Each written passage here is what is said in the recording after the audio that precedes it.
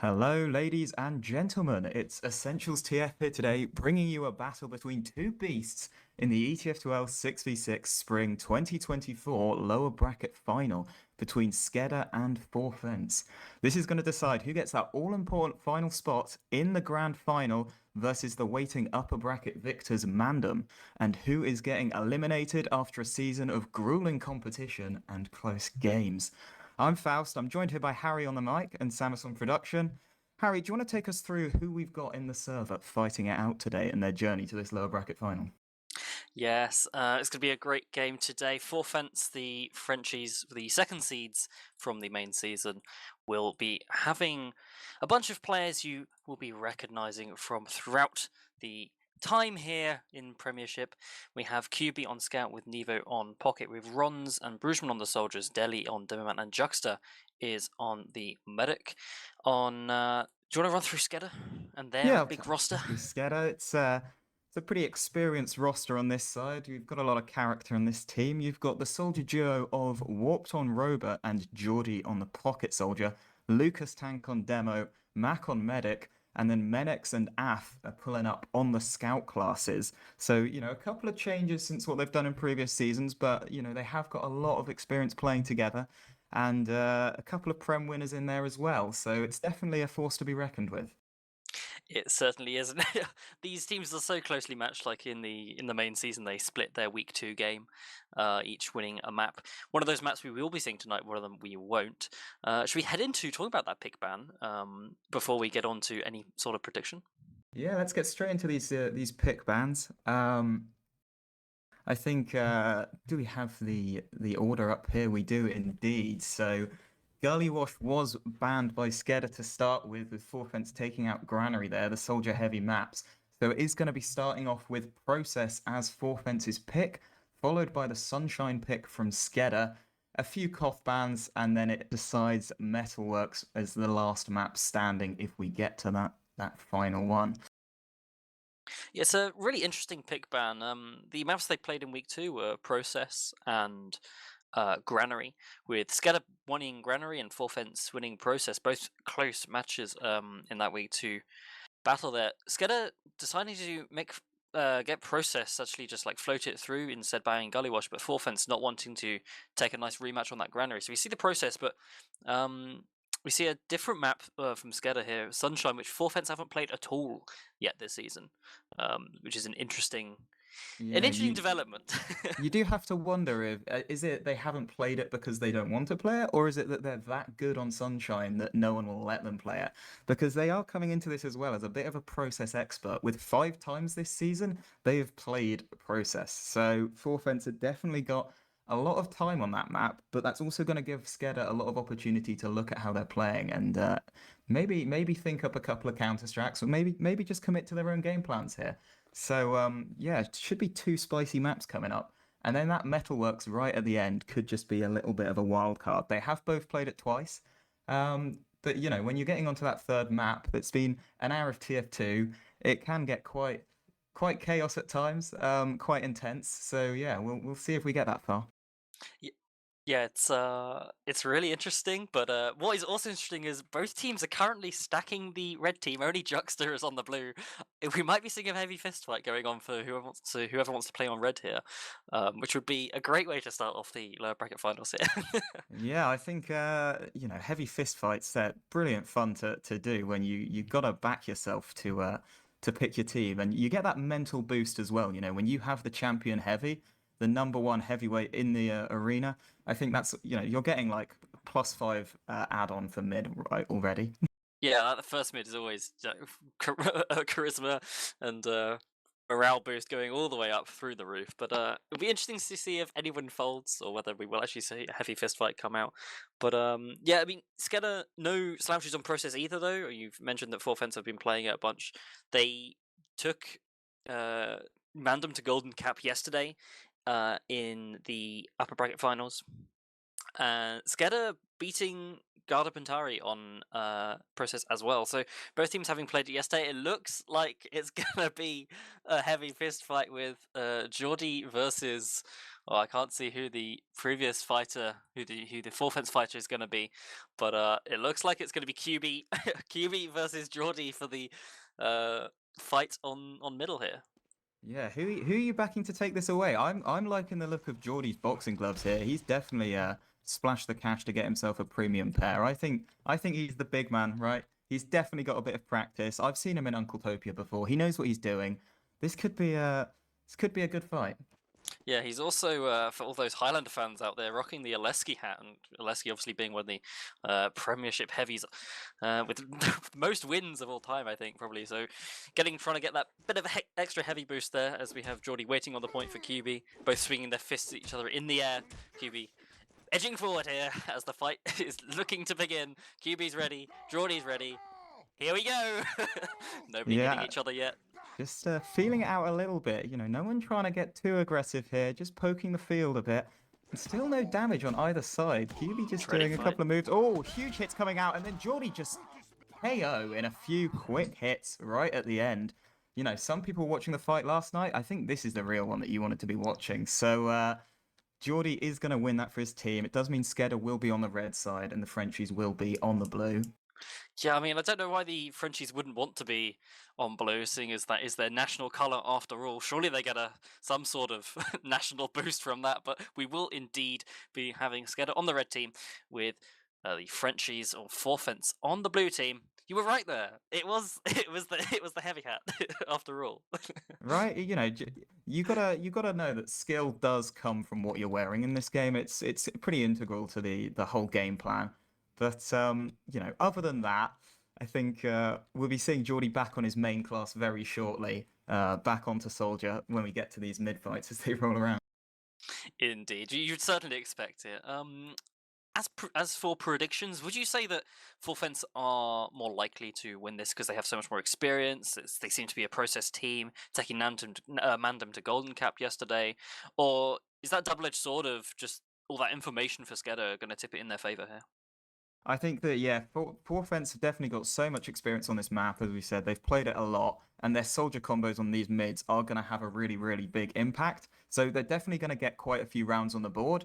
The big question is whether SKEDDA can get more rounds. And I think they might just have it in the tank here, right? With Lucas Tank himself coming in onto these mids, and he's just going to be laying out so much damage that I think SKEDDA will end up taking a couple of fast rounds towards the end of this map, and that's going to put them ahead for a 4-3 victory. That's my claim.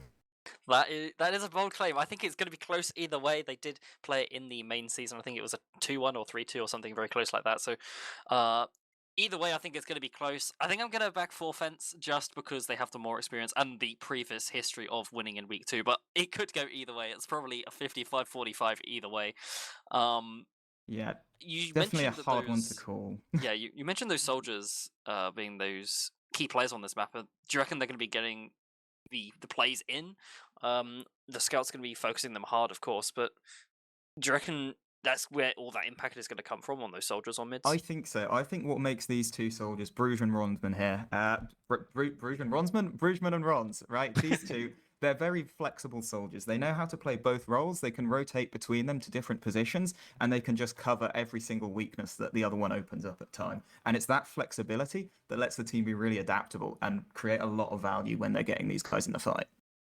Yeah, because it being processed, those jumps coming in from everywhere. If you're one of your soldiers in a much better position and the other one can fill the gaps that he has left, it's just such a strong Strong position to be in, right? I was trying to think, chemistry, that's the word I'm looking for. That's the one, yeah. But I mean, having said that, the soldiers for SKEDDA as well, they are by no means a slouch, right? We've just seen Geordie's prowess on the heavy class, but I've seen him on direct hit on this map before as well. They've had a bit of success on that. And, he definitely knows what he's doing. And Warped as well is an absolutely fantastic jumper. He knows how to just create space out of nothing and just get onto all of these, weak players, just isolate important picks all over the map. And that is the kind of creativity that can be really important on Aroma here. I 100% agree. Do you reckon it's going to be a fast-paced match, or Is it going to go the way of the heavy fist fight, where it starts off slow and then speeds up towards the end? I think it will definitely start to speed up towards the end. I think, we start off, maybe the team's just feeling it out a little bit. No one trying to make them, take too many risks early on, because no one wants to force that early mistake on themselves. But, I think once we've got 5 or 10 minutes in, the teams are going to be settled, and that's when we're really going to start seeing it getting a bit more backwards and forwards. Yeah, you never want to give up early rounds. Be on the back foot and be fighting your way from behind the entire game. But if you can fight your way back, Process is probably the map to do it on. You can have really, really quick rounds roll from mid to last extremely easily, and it just means that teams are going to be... No, you're never in the clear unless you hit 5 rounds. Right, absolutely. And we saw in that Mandem game yesterday, the upper bracket final, Forfence did go behind twice, and they came back twice to take it to that golden cap. So, they do know what they're doing when it comes to fighting from behind if SKEDDA do get an early round on the board. But we'll see how it pans out on the first mid when these teams get themselves set up and ready to go. Yeah, and I have it in good confidence that we'll be starting within about a minute. So get your water ready, get your snacks ready as we head towards this first map. It's Process with Forfence in the blue, SKEDDA in the red team. Any first mid-fight predictions coming out? Oh, we're going to see fast soldiers on both sides and a lot of spam dumped in these doors, trying to get that early damage out, I reckon.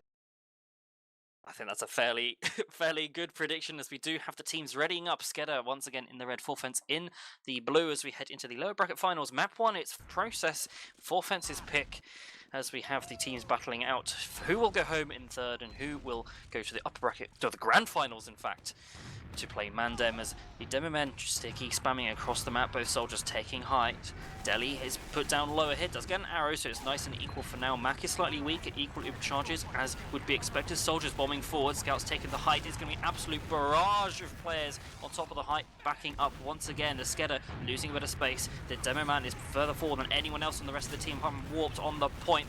First frag is down onto Rons with a trade out onto Warped as Brugman trades with Geordie, and Juxta goes down though to a posthumous rocket from Geordie, and that's going to prompt Forfence to either back out here or go for Mac on the medic.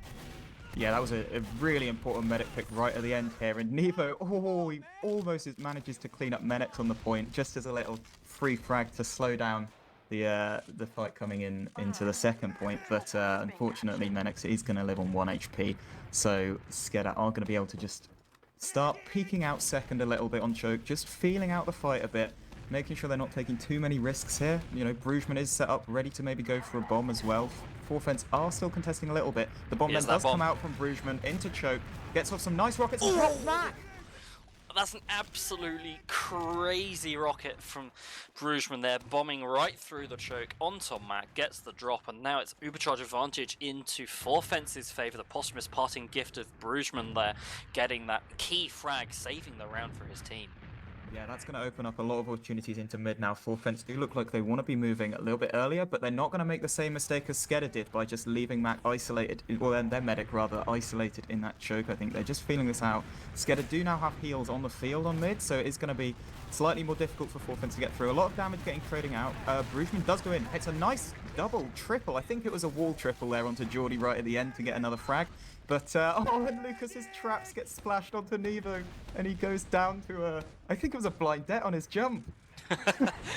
That's not what you want to see in the kill cam, as a demo hand just jumping away, but neither on the 10-second spawn. It is going to slow Forfence down slightly. They don't have 2 scouts to deny any jumpers, so they're going to have to be playing slightly passively, as it does mean that SKEDDA giving up 2 here most likely, but they do have the Uber charge for last. Yeah, and now we are going to be into the first stalemate of the game with this double Uber charge set up on last. It does look like Forfence might be looking for something a little bit early on. They are taking that lobby area. Brugman just feeling it out a bit and trading some spam with Warped, while there is, the defensive off classes coming out for SKEDDA. Yeah, if you can get quickly in before that gun is even level 2, it just makes it so much easier. And here we go, jumps coming in from Forfence, soldier into panic room. That's Brugman. He's taken out nice and quickly by Lucas Stank, and we do have Rons backing out here. Does manage to save his life, so it's only a single sack now. Will we be expecting an off-class gun from Forfence, or are they just going to go for some more sacks? I expect that we might see an off-last here, because there is going to be time for this gun to get put up to level 3 now, which is going to make it obviously more difficult for these kind of soldier sacks to come in. But no, they have actually made the decision that they're going to keep it cookie cutter for now. but they do have to try and get through these doors against, you know, all of this defensive spam, the level 3 gun and a sniper on one of these doors. Yeah, we have the soldier and sniper playing 5 together. That spam and even a body shot will deal us so much damage, probably getting at least a scout frag if they do manage to peek through, but they are just pressuring the doors for now. Soldier trying to get through, the sniper has rotated, no longer hard scoping, trying to get a crack shot through to 4, back into 5 as we are back into a stalemate with spam coming in through 2. Yeah, but Brugman does manage to get in through that 3 door, goes down so quickly, and that is going to be 2 frags now for SKEDDA, opening up an opportunity. Warped is looking for a frag in lobby, does pick up Nevo as well. Ron's going down to Lucas, suddenly 4 down for 4 fence, and they didn't even get the Uber charge out of that, so it looks like a 3-second push now for SKEDDA.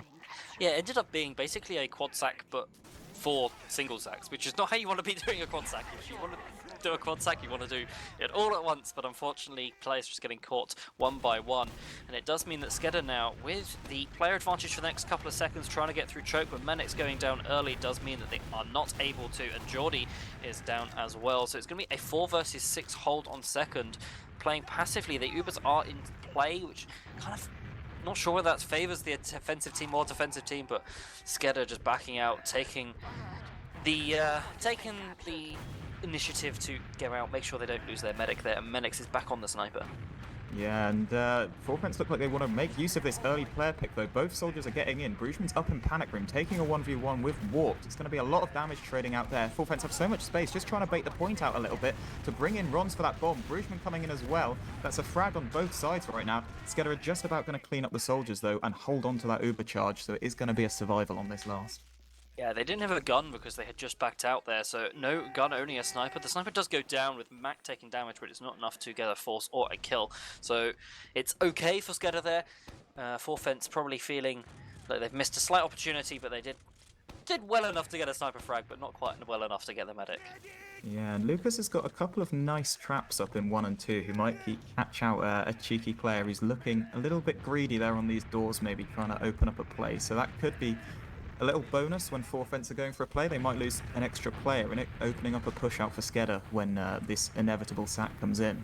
Those are indeed some very sneaky light traps. We'll have to keep an eye on those, as we do have 4fence still on cookie cutter with 2 scouts, 2 soldiers. Probably going to try to get some spam in, try to force the players of SKEDDA back somehow and then get their soldiers through the door. They've got to avoid the sentry gun though, as we do have Rons and Brugman through 4 and 5. Mac is taking so much damage and it is going to get the force. Brugman is going to die, but that's a very small price, and Rons even gets out, not even dying for his troubles.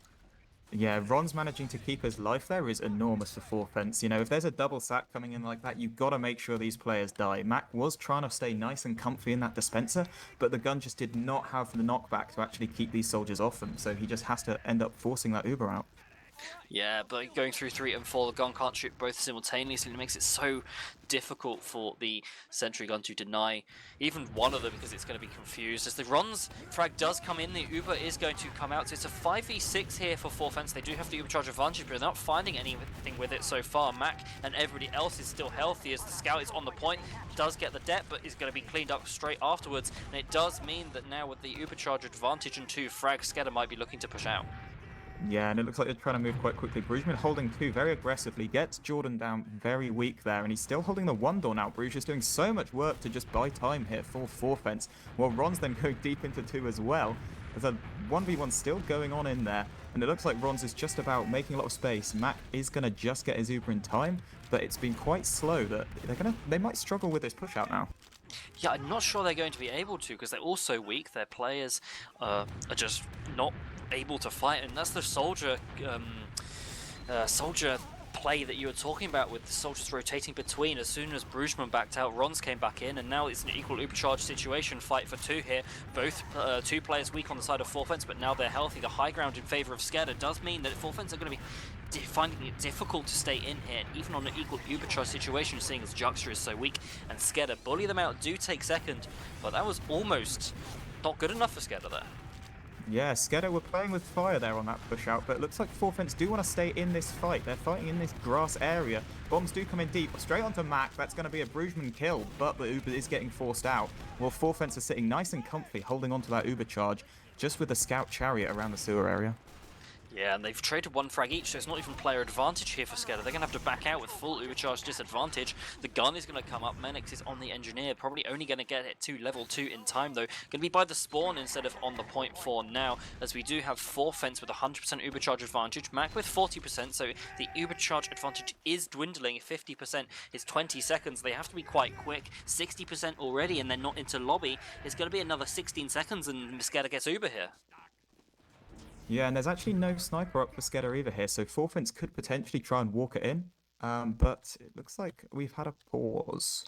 It does indeed look like that. That could be any sort of pause here, so not going to think about what that could be. But with Mac on 67%, unless 4fence, sorry, take this in very quickly and get either the Mac frag or the point pressure really quickly, it's going to be very difficult for them in the post fight with this Uber charge coming up. The gun has to be taken down quite quickly. It is currently on level 2. It's very doable for 4fence, don't get me wrong, but there's definitely some danger in the water here. Yeah, I think with this kind of hole here, it's all going to be about the point play. They've got to get those stickies off and accept that Mac's going to get his Uber, but they want him to be playing so far away, so scared of dying to their Uber charge, that it's just going to open up the point and they're just going to win out the round. I think that's kind of the angle that they have to look for with this. Yeah, after a large overcharge advantage like that, that's not kind of what you want to do. You want lots of options, but if you have an option available, you may as well take it. And that's looking like what they're trying to do, taking it through lobby. Got to spam those stickies off the point. Rons looks to be the soldier playing from 2. I'm sure he'll be spamming the gun and the point for the stickies there. Lucas is on the right, kind of isolated at the moment. If they can get onto Lucas, that might be a key opening that they could have. He doesn't have a sentry gun to protect him and only a single soldier. So definitely some opportunities here for 4fence to get in and get some action. Yeah, there is frags on the board possible for 4fence, but again, it just depends on how quickly they get in here. We are saying that Mac is only 30% away from getting this Uber charge, so very, very soon, if 4fence don't get into lobby faster and they don't just go straight for the pop in, they're probably not going to get any value out of this. Mac is going to get his Uber charge before they've even made their move. Yeah, if they popped now, they'd probably be having a Mac Uber about 6 seconds after their Uber fades. So it's gonna be really tough. They're gonna have to get a lot of value from this Uber advantage push coming out. They need to be in position and working together. But that was one of the strong points you were talking about earlier. Brugman, Rons, that chemistry working together on that soldier is definitely one of their strong points. So don't put it past them, as we do have the pause still coming out. Probably a couple of minutes on the pause here. If we do see a cap coming out from 4fence, do you reckon it's gonna be because of that point play, or do you reckon there's gonna be a massive scrappy fight at the end? Oh well, I mean, it's just impossible to tell, right? We can make guesses. It's 90 seconds, right, for a pause in the future. So if we're thinking they lost a round, then it probably won't be in this fight, will it?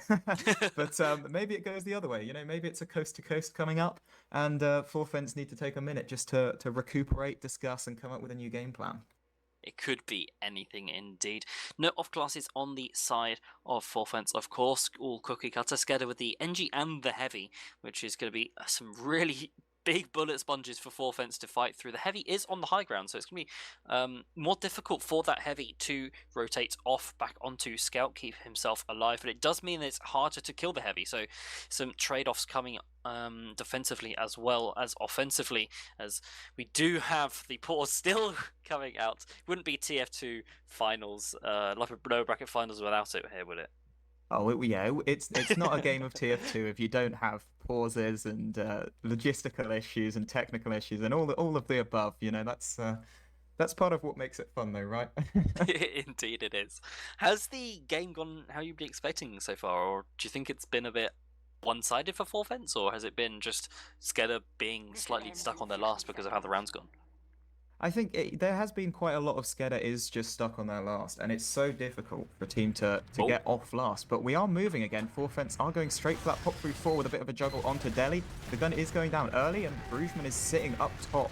The point is now wide open. They're committing scouts into this point area. Bombs coming out to try and pressure Mac there. Af is going to go down in the end, trading frags all over the place, and it looks like 4fence are just about winning out with the health at the moment. But Warp is coming in, trying to get a bomb onto Rons. He's going to go down to stickies, and there's so much cap time now. But Menix just about blocking that, trading out at the end, and it is going to be a round for 4fence. Yeah, that was a very nice push coming out from Forfence. So they killed the gun very quickly. They trapped up the players coming, rotating through the panic room. Mac dying on about 97% there, so it was absolutely key frag from the Forfence players there. One of the soldiers picking up the frag, because we do have the Cadus roll-up coming out from Lucas, as we do have a fight on middle. SKEDDA with the high ground so far, as we have Forfence looking to take it back here. Bombing forward is Rons, as we have Warp counter-bombing onto the scout on high ground. We do have SKEDDA coming in. Deli is really weak. Jordan with a nice rocket. Brugman goes down. Mac is down though. Juxta is still alive, so it's looking like a really nice middle fight here from Forfence. SKEDDA players are just coming in, trying to get the frags onto Juxta. QB is the last one alive. Juxta running away, but that one player alive is enough to clean up the two last players, and Juxta is alive with a nice 80% advantage as well. Yeah, and that is going to be nice for Juxta there. He was playing very, very safe at the end of that mid, thinking that Deli and QB were going to lose to the extra players on the side of SKEDDA. But, you know, QB then comes in at the end, hits all the meat shots, doesn't even need the beam to win out that fight at the end. So, nice cleanup there. But it looks like Forfence are moving into second, coming in through choke with no real contest from SKEDDA because of how many frags they lost on mid. Yeah, we do have the Ubercharge advantage. It's about 20% at the moment, but Mac is building so quickly because it is that Crits Krieg, as we have an Uber versus Crits Krieg situation here. It's going to be very interesting. Do you pop this Crits Krieg early or play it for the post? Well, guess we'll have to find out. The Uber comes through into 4. Mac holding onto the Crits Krieg for now. The Heavy in panic room is going to be peeking wide, keeping his medic safe. The Crits Krieg comes out now. The lace beam's coming out. The soldier on Rons is instantly deleted, and so is Deli and Brugman, and it does mean that that Crits Krieg hold is going to be good enough for SKEDDA, as we have a scout on QB getting found out, not quite able to get that back cap, and it means that SKEDDA with a nice hold there with the Crits Krieg and the Heavy. Swapping back to Uber though, does I mean think it's important to be switching off this Uber here, doesn't it? Because otherwise, you know, you do get stuck on crits for a long time, and it can then get really difficult when you're going in towards the other team's last. So, you know, it's a great tool for defending your last when we see that Heavy coming out with a 3k, but it does make it difficult to keep going forwards. It does indeed. You could try running a crits and getting a medic frag with your demo, but that is unnecessarily risky, as we do have the Ubers basically equal now anyway, even though they started with a 30% disadvantage here. Forfence just playing back with the assumption that SKEDDA had the equal Uber situation the entire time. Deli nearly dying to a trap, as it looks like Forfence are trying to go through sewer though. Yeah, there's quite a lot of play going on in IT as well. The high bomb comes in from Brugman, the same one as last time, gets onto Mac, and again, that's an easy force for Brugman. It's happened, I think, you know, a couple of times this game. Brugman is just getting in on Mac and getting 2 clean rockets off every time. Yeah, they had a bit of help with QB rushing Mac as well, but they send 3 back for QB on their own loss. They are 6 versus 4 up in this situation. Brugman getting the spawn quickly though does mean it's surely going to be a 6v5, and with an Uber like disadvantage as large as this one at the moment, it looks like SKEDDA just going to be holding on to what they have for now rather than trying to pressure on that player advantage. Yeah, SKEDDA definitely taking the safe option to make sure that they don't lose the game on second here, so they've definitely got a chance on last. They are putting out a bit of pressure. Forfence choosing to move through choke, which does often take a bit more spam and can take a little bit of time, but Deli now with the confidence to just walk all the way up towards IT, hitting nice stickies out on Warped, taking him so weak there, running out on 6 health. But Forfence are going to now equalize these Ubers out, but still take lobby. Yeah, showing the power of the escape plan there, as he was able to wiggle and weave his way through, as we do have Forfence pressuring through 5. They do lose Rons though. Looks like they were trying to get some sort of force or play onto the defensive classes of SKEDDA, as the Engineer and Sniper are back up. The Heavy was a temporary measure to defend that last point in this equal Ubercharge situation here. Brugman coming back up again on Soldier, so once again looking for some sort of cookie cutter pressure here. Might go for another Soldier double sack, but this time we have Mac not playing quite as far forward in the dispenser. I say that and he's kind of running around in that same position, so not exactly sure what position he's going to end up in, but it looks like he's going to end up in the same one. Yeah, so this is just a repeat of the hold that we saw last time. The same classes in this aggro one. Mac is just rotating his position around though. If you keep the soldiers guessing, it might be harder for them to get on him. But now back in the dispenser, Rons is getting a lot of free spam out on the gun. It actually goes down immediately as well, so Forfence have an opening to look for something. They do indeed, and instantly they come in, going for Lucas here on the left-hand side of that defensive hold. Rons goes down with Brugman in pocket. The headshot comes out onto Deli as well, with 2 soldier frags, and Deli only just getting healthy, not able to place up some traps. We have a spy on QB, actually. I was saying they were running cookie cutter, but they weren't. QB did decide to switch off during that, but SKEDDA have committed for the push, and he goes down to the bow from Mac. There is no fooling that man when there is a spy in the game. So Mac is going to hang on to his Uber, and they're going to start moving forwards. I think there was a force in that as well that happened. There was indeed. And we do have another bomb coming in from Rons this time, and the force comes out with Lucas going down as well. So you are now actually in a 5 versus 5 here with 1 spawner. So it's looking actually not great for SKEDDA here, as we do have Deli and Nevo playing close, but Warp getting so much damage onto the demo man. He's surfing it back through choke, not quite catchable, with Nevo and Jugster also weak. So it's everybody weak on forefence. So SKEDDA able to hold onto their second ball. Recap their second point there, but it is an overcharge advantage situation here for forefence because of that late force onto Mac. Yeah, and so we see a high bomb coming out onto the medic, and just not time for the second rocket from Geordie, or that would have been a very clean kill. Rons has gone in quite deep here, but is going to allow AF to just sneak out there through 2 and set up what looks like an uber advantage push into last from lobby coming out from forefence. Yeah, we have a 50% Uber charge advantage this time. There's no Uber that's going to be had from Mac in this entire fight, just the heals. And it does mean that Lucas going down really quickly to those stickies is going to have no one on the point, no soldiers, because they're in the spawn. And it does mean it's a nice, easy cap. That quick death, quick kill onto that demo man is all that forefence need with that Uber charge. And they managed to get a second round on the board with 13:46 on the clock. Yeah, they definitely moved in very quickly there, and that's what opened up this demo frag, and then they could just walk straight over the point, leaving those scouts capping behind, so it made for a comfortable last for them. But heading into the next mid, we've got Warp going quite fast to get early pressure out onto Deli here. Looks like the health is currently in favour of SKEDDA. Brugman trying to contest the top of the point, with Rons going deep as well. And both these soldiers on all the sides are just trading around everywhere, jumping all over the place. Well, there's a bit of fight happening over the floor. Warps does finally get caught by a scout pistol amidst all of this, but the height of this point, still just a lot of damage being traded out, and it looks like SKEDDA are trying to leave here, but Lucas Tank getting caught in choke. He can't find his way out. Rons is going to go down for him, and it's going to give SKEDDA an opportunity to try and hold second here. Yeah, I mean, he nearly died for nothing there, but a nice air pipe coming out from Luca does mean that this Soldier of Bronze was able to actually be traded out there in the post, but no demo man for SKEDDA does make this more difficult to hold. Lucas is now back up with the bomb coming in onto Mac. Brugman does go down. Only 1 soldier up because Rons is just a spawner, so it does mean that a 6v5 with equal charges here.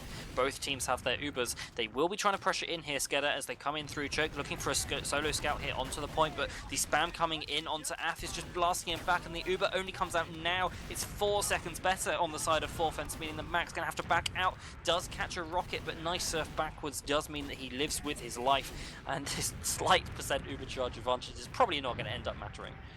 Yeah, Mac ending up so deep before that Uber got popped out. It was really a really good surf to actually let him get out of there with his life still on such low HP, and that is the only reason that forefence can't keep on rolling this all the way to last. Yeah, this equal Uber charge situation is just about as good as SKEDDA could hope for out of that situation. We do have 70% on both teams here, with Deli spamming through the choke, looking for some sort of spam, I think. He's just backing up, going for reloads. Forefence playing really passively with SKEDDA on the point now. What sort of pressure are you expecting? Are you expecting another soldier sack onto Mac here? I mean, the thing is, if forefence they can sit and they can just lock up shop here because they're 2 rounds up and they don't need to make a play. But if they do go for one, it's got to be these soldier bombs because they're just so consistent, right? They've been getting the force almost every time, just with a little bit of pressure around the sewer area, a little bit of pressure grass, and then the Brugman high bomb through choke. It looks like that's exactly the play they are going to be going for. The spam coming in through choke. I think Brugman's just waiting for the call, as we do have Deli pressuring in. The stickies have been dead. Nevo is quite deep, backs up with Juxter in the beam on in the sewer here, as we do have Bruchman walking up really deep here, I think, as we have lots of pressure coming in. Rons is going to go down. He's the person who sacrifices himself, and Delhi going weak means that they're going to have to back up all the way for now. Equal Uber charge situation. The Ubers are trading out. It's going to be a solo scout towards the point. Max looking for a teammate here with Af on the high ground. The solo demo is going to end up having a slightly longer Uber charge, as we do have a better situation here for SKEDDA, as Nevo is going to die, but the health is weak. They're going to have to play this really carefully as Lucas goes down here. That's not carefully enough, but Rons is traded out. It's a 5 versus 4 here. The soldier goes down. It's a 5 versus 3, and if you're a SKEDDA fan, that's exactly what you want to see. This is the first time they have middle since the first middle fight. Yeah, now they just need to keep this momentum going. While they've got 4 fence on the back foot, denying those spawners means they can just flood straight through choke without any real threats other than maybe a sticky trap from Delhi. But it looks like they're going to find all these stickies, clear them down, and it's going to be an option now for them to try and create a force play on last. Yeah, they do have a slight overcharge disadvantage, but 4 fence certainly not going to be pushing out on this when they are up 2 rounds, and it's a 6 versus 6. The engineer is out on the defensive side. No heavy, no sniper, so it's QB still on the scout building this last percent for now, as medics are rushing in, trying to find something, but nothing will be found. That could just be a sacrifice to try to go sniper play, though. We'll have to keep an eye on that, as we do have QB on the spy, also keeping an eye on that. Yeah, it looks like QB is just going for a bit of spy checking right now. He's not actually going to be looking to do the sneaky in between, or is he? No, he's just cruising around in spawn. But yeah, Menex is up on sniper. It looks like he's making that walk. The long trek all the way from mid. We've also got a direct hit from Geordie, so maybe they'll be using that to try and get the gun down, open up an angle with this sniper, and then try and get players in behind, you know, try and create that force play. Yeah, and the sniper has been spotted by QB there. Actually slightly inefficient with his disguise tracking there.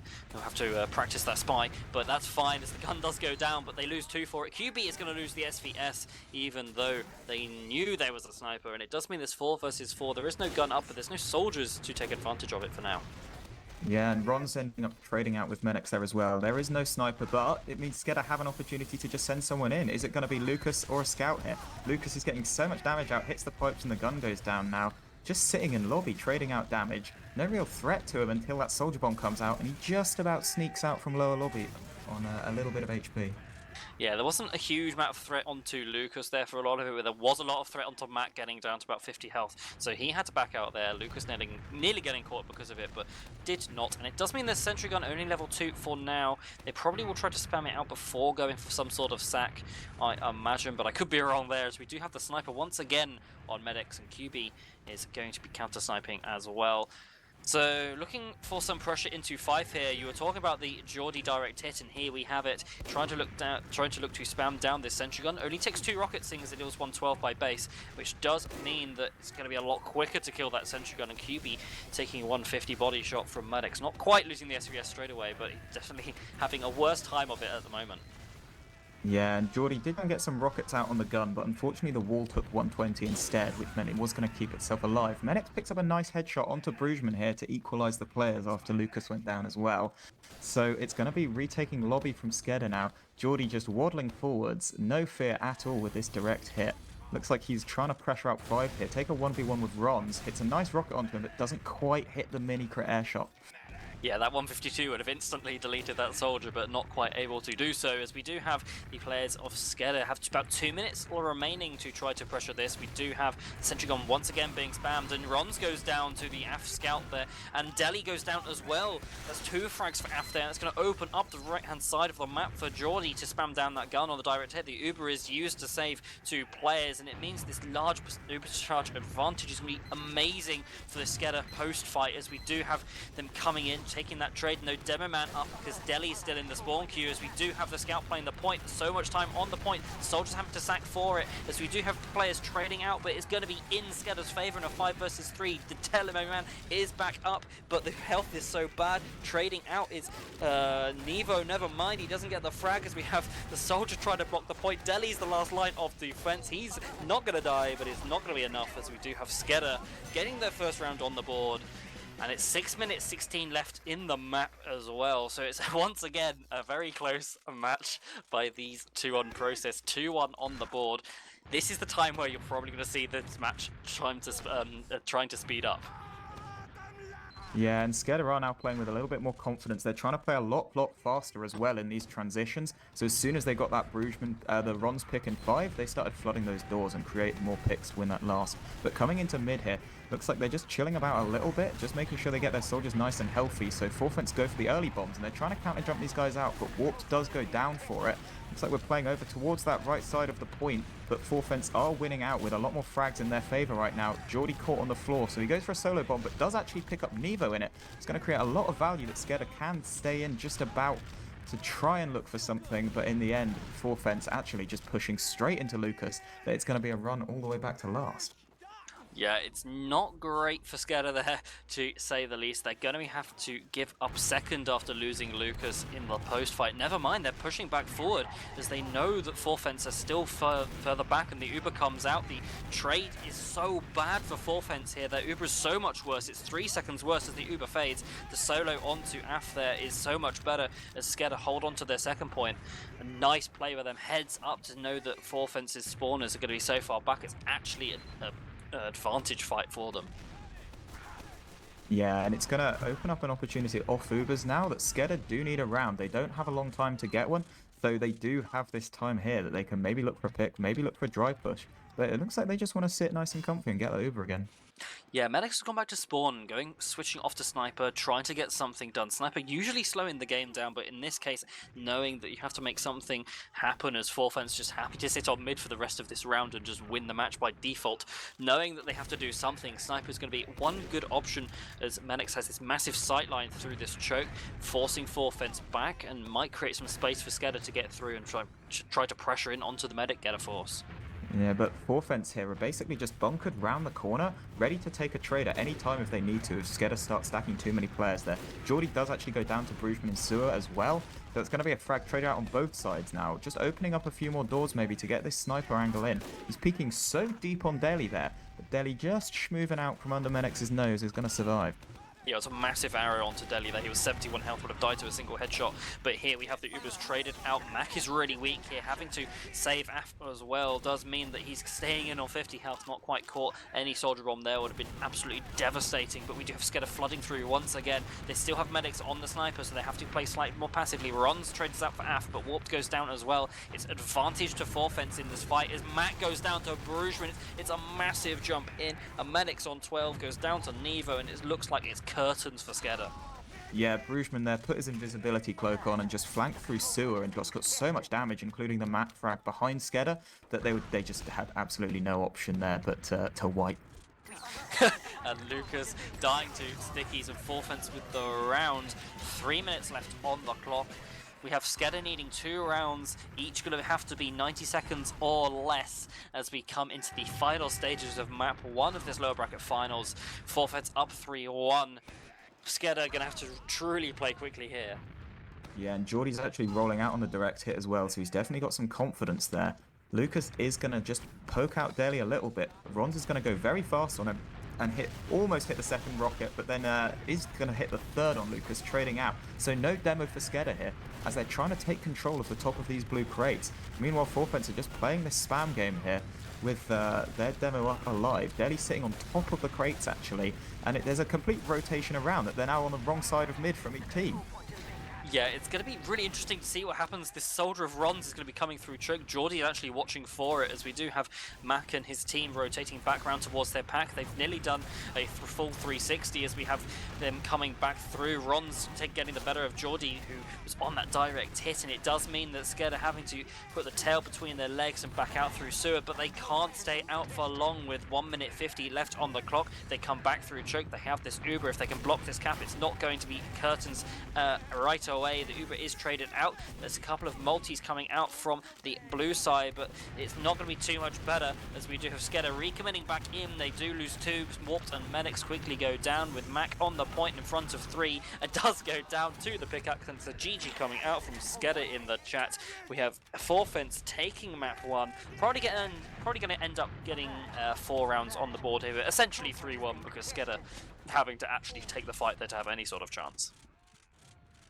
Yeah, and I think Forfence here have really just gone to show why they played Process 5 times this season, because they're clearly comfortable on this map, and they've definitely, well, kind of rolled over by the end of this and just taken this map out from SKEDDA. 4 rounds on the board, a very, very confident win.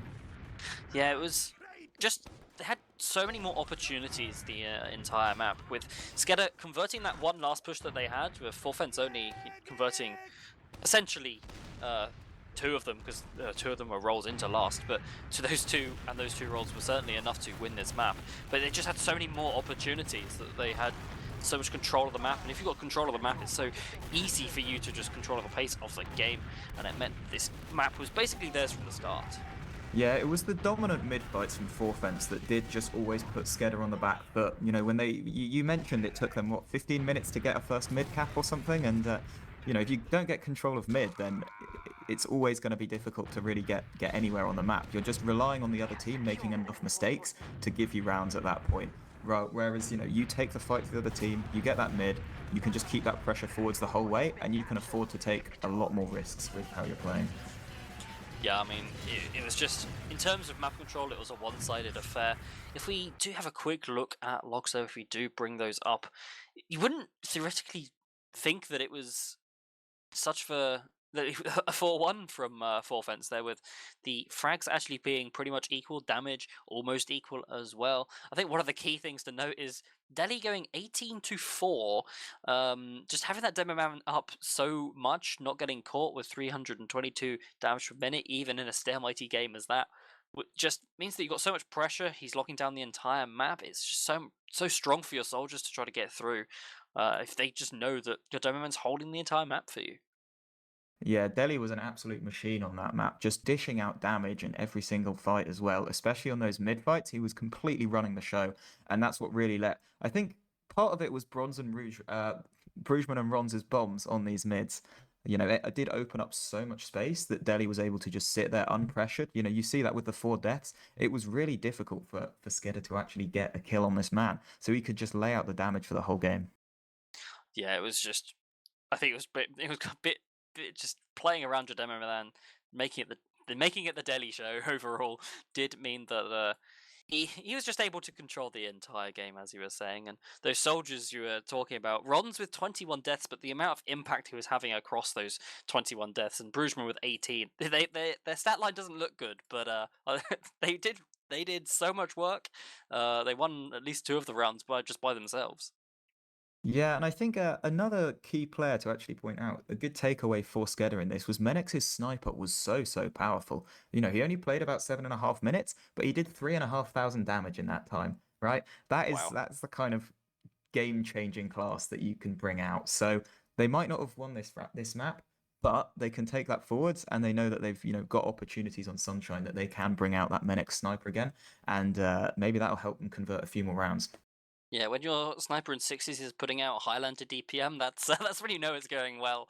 As we do have Sunshine being the second map, and it's looking pretty good for Forfence so far. But having not played Sunshine the entire season, some question marks coming into this game. We can't do any predictions about what they might do because we have no data to go on. So it's going to be a very interesting second map for sure from that perspective. Um, what would be your prediction if you had to make one for the second map? I think I am going to have to back SKEDDA on this one as well. I think they're going to come out fighting after that map. You know, that wasn't their pick. This one is. They do have a little bit more experience on Sunshine compared to the Forfence guys this season. And I reckon that they've got a bit of spice here, you know? They've definitely talked about it. They've got a few funky strats, and I think we'll see some exciting mid-fights. Yeah, it certainly will. And this is the lower bracket final. So the winner of this game will be playing against Mandem, who have broken their third place curse after getting third place in season 45, 46, and also at Poland, for 3 consecutive third places in a row. Finally breaking that, they'll be playing at 21 CEST here on essentials.tf against the winner of this map. Forfence up 1 map at the moment as we head towards this Sunshine. Would we be seeing what if you're Mandem? Which team would you prefer to play against? Who are you rooting for at this stage? Oh, I think that's a tough question because, you know, these teams are so closely matched. Everyone's been taking points off everyone. I think if you go just purely off the paper finish this season, you know, I think they'd probably be hoping to play SKEDDA because I think they did sneak through into playoffs in fourth position. But, they came through and they beat Garda. Um, and they have had close games all season with a lot of these top teams. So they're definitely not one to write off. But Forfencer, they're just so scary as well, right? They've gone toe to toe with every team this season. They've had a lot of experience, all these players in finals and getting to the late stages of playoffs. So yeah, I think that's a tough one for Mandem to hope for. It certainly is. This season has been so close. We are moving on to Sunshine. SKEDDA beating Garda Pantari 2-1 on this yesterday, so they have some sort of practice in the recent history of the of this map. Forfence only having scrimmed it, no officials, as we do have a second map coming in soon. For hopefully, we only have 11 currently on teams at the moment. Someone's probably having a comfort break or getting some water or something. What kind of what players would you be looking out for? Would it be once again the soldiers, or is it going to be scouts or demo, or what kind of classes are you looking out for here? I think this is the kind of map where Menex is going to have a big part to play for SKEDDA. I think Lucas as well. He'll probably be slightly disappointed with his performance on Process, so I think he'll be definitely picking it up quite big on this map. But we've seen QB on Sunshine before. I think QB likes a bit of Sunshine, so he could be quite a threat for Forfence here. I would probably have to agree with you there, especially with the part with Lucas possibly being a bit disappointed. He was doing a lot of work when he was alive, but he was often just getting caught by about half a second of staying too long. So if he can just back out slightly more, and that's obviously not a very Lucas thing to do, backing out, but maybe he needs to take a page from Delhi's book and just be like, play really passively and not die for the entire map. Yeah, it's just that slight greed, just to try and fish out a tiny bit more damage in these positions. And Brugman and Rons, they're just pouncing on these opportunities. So they're hitting the juggle, and Lucas was just getting caught in, right? He didn't have that opportunity to actually preserve his life. But maybe Sked will try and take something away from that as well. They'll be looking to put more pressure onto Delhi in these situations, so he can't be getting away with just dishing out so much damage like he was in the last game. Yeah, hopefully you'll be pressuring that demo more, and Mac needs to get I don't know, either play slightly more passively, or scouts need to just deny maybe it's a skill issue, just need to shoot the player jumping at your medic better. But getting onto the medic for basically every single force whenever you wanted was certainly a pretty big boon for Forfence last map with Brugman and Rons there. Yeah, it's never easy as a medic player when soldiers are able to get in and they're hitting two clean rockets that consistently. But that is the quality of soldiers at this level of the game. They are all very good at hitting that first juggle and then the easy follow-up when it comes to it. So, you need to try and get more pressure on these doors, I think. You can't give them the opportunities to actually get soldiers in so healthy and with the time to just set up their aim and hit those rockets consistently. Yeah, because if you're playing so far back that the soldier can't jump you at all, then you're just giving up all that space. So you have to actually play closer there, don't you, to just make sure the soldier can't get in the first place. A bit paradoxical if you're if you're not thinking about it like 3 layers deep, but just making sure that soldier can't get onto your medic is the first priority. Yeah, absolutely. And even if they do get in, you've just got to have that pressure that they don't have time to set that aim up, right? It sounds silly, but just shoot the guy, right? Just shoot the player. As we do have one team having raided up, we have Forfence pressing F4. SKEDDA still finding that keyboard and going to be pressing it soon, I hope. As we do have Sunshine is our second map. We had 4-1 on Process to Forfence, who look to book their place in the grand finals against Mandem. If you had to have a score prediction here for Sunshine, you said you were favouring SKEDDA, but what exactly would you be looking for? Is it going to be a sweep, or is it going to be another close map? Oh, I think it's going to be a lower scoreline on this one. We'll go 2-1 in favor of SKEDDA. I think they'll come out guns blazing though, and they will be ready to really take that fight to full fence. What's your score prediction going to be there? Oh, it was a 2-1 yesterday for SKEDDA, so I think you're probably quite on the money. I think SKEDDA are going to definitely try to get an early round on the board, try to get that pressure, boost that morale a bit, get Forfence's morale down. It's like they've just won 4-1. You need to beat them back into the ground slightly, and then after that, I think slowing the game down is probably what's going to happen. But I think right at the end, it's going to be a flurry of rounds once again. I just feel it. I feel it. I reckon it's going to be about 3-1 for SKEDDA, maybe a 4-1 once again. So we do have it on good authority that the teams have readied up in real time. We are 90 seconds behind, so we'll just be a little bit longer. Mac warming up on the sniper here, so I doubt we'll be seeing that in the game. But maybe you never know. Maybe he'll swap off the sniper. Yeah, I mean, there is on occasion you'll see a medic off class on a last or in a forwards if they've really got the spice and they wanna make a big play.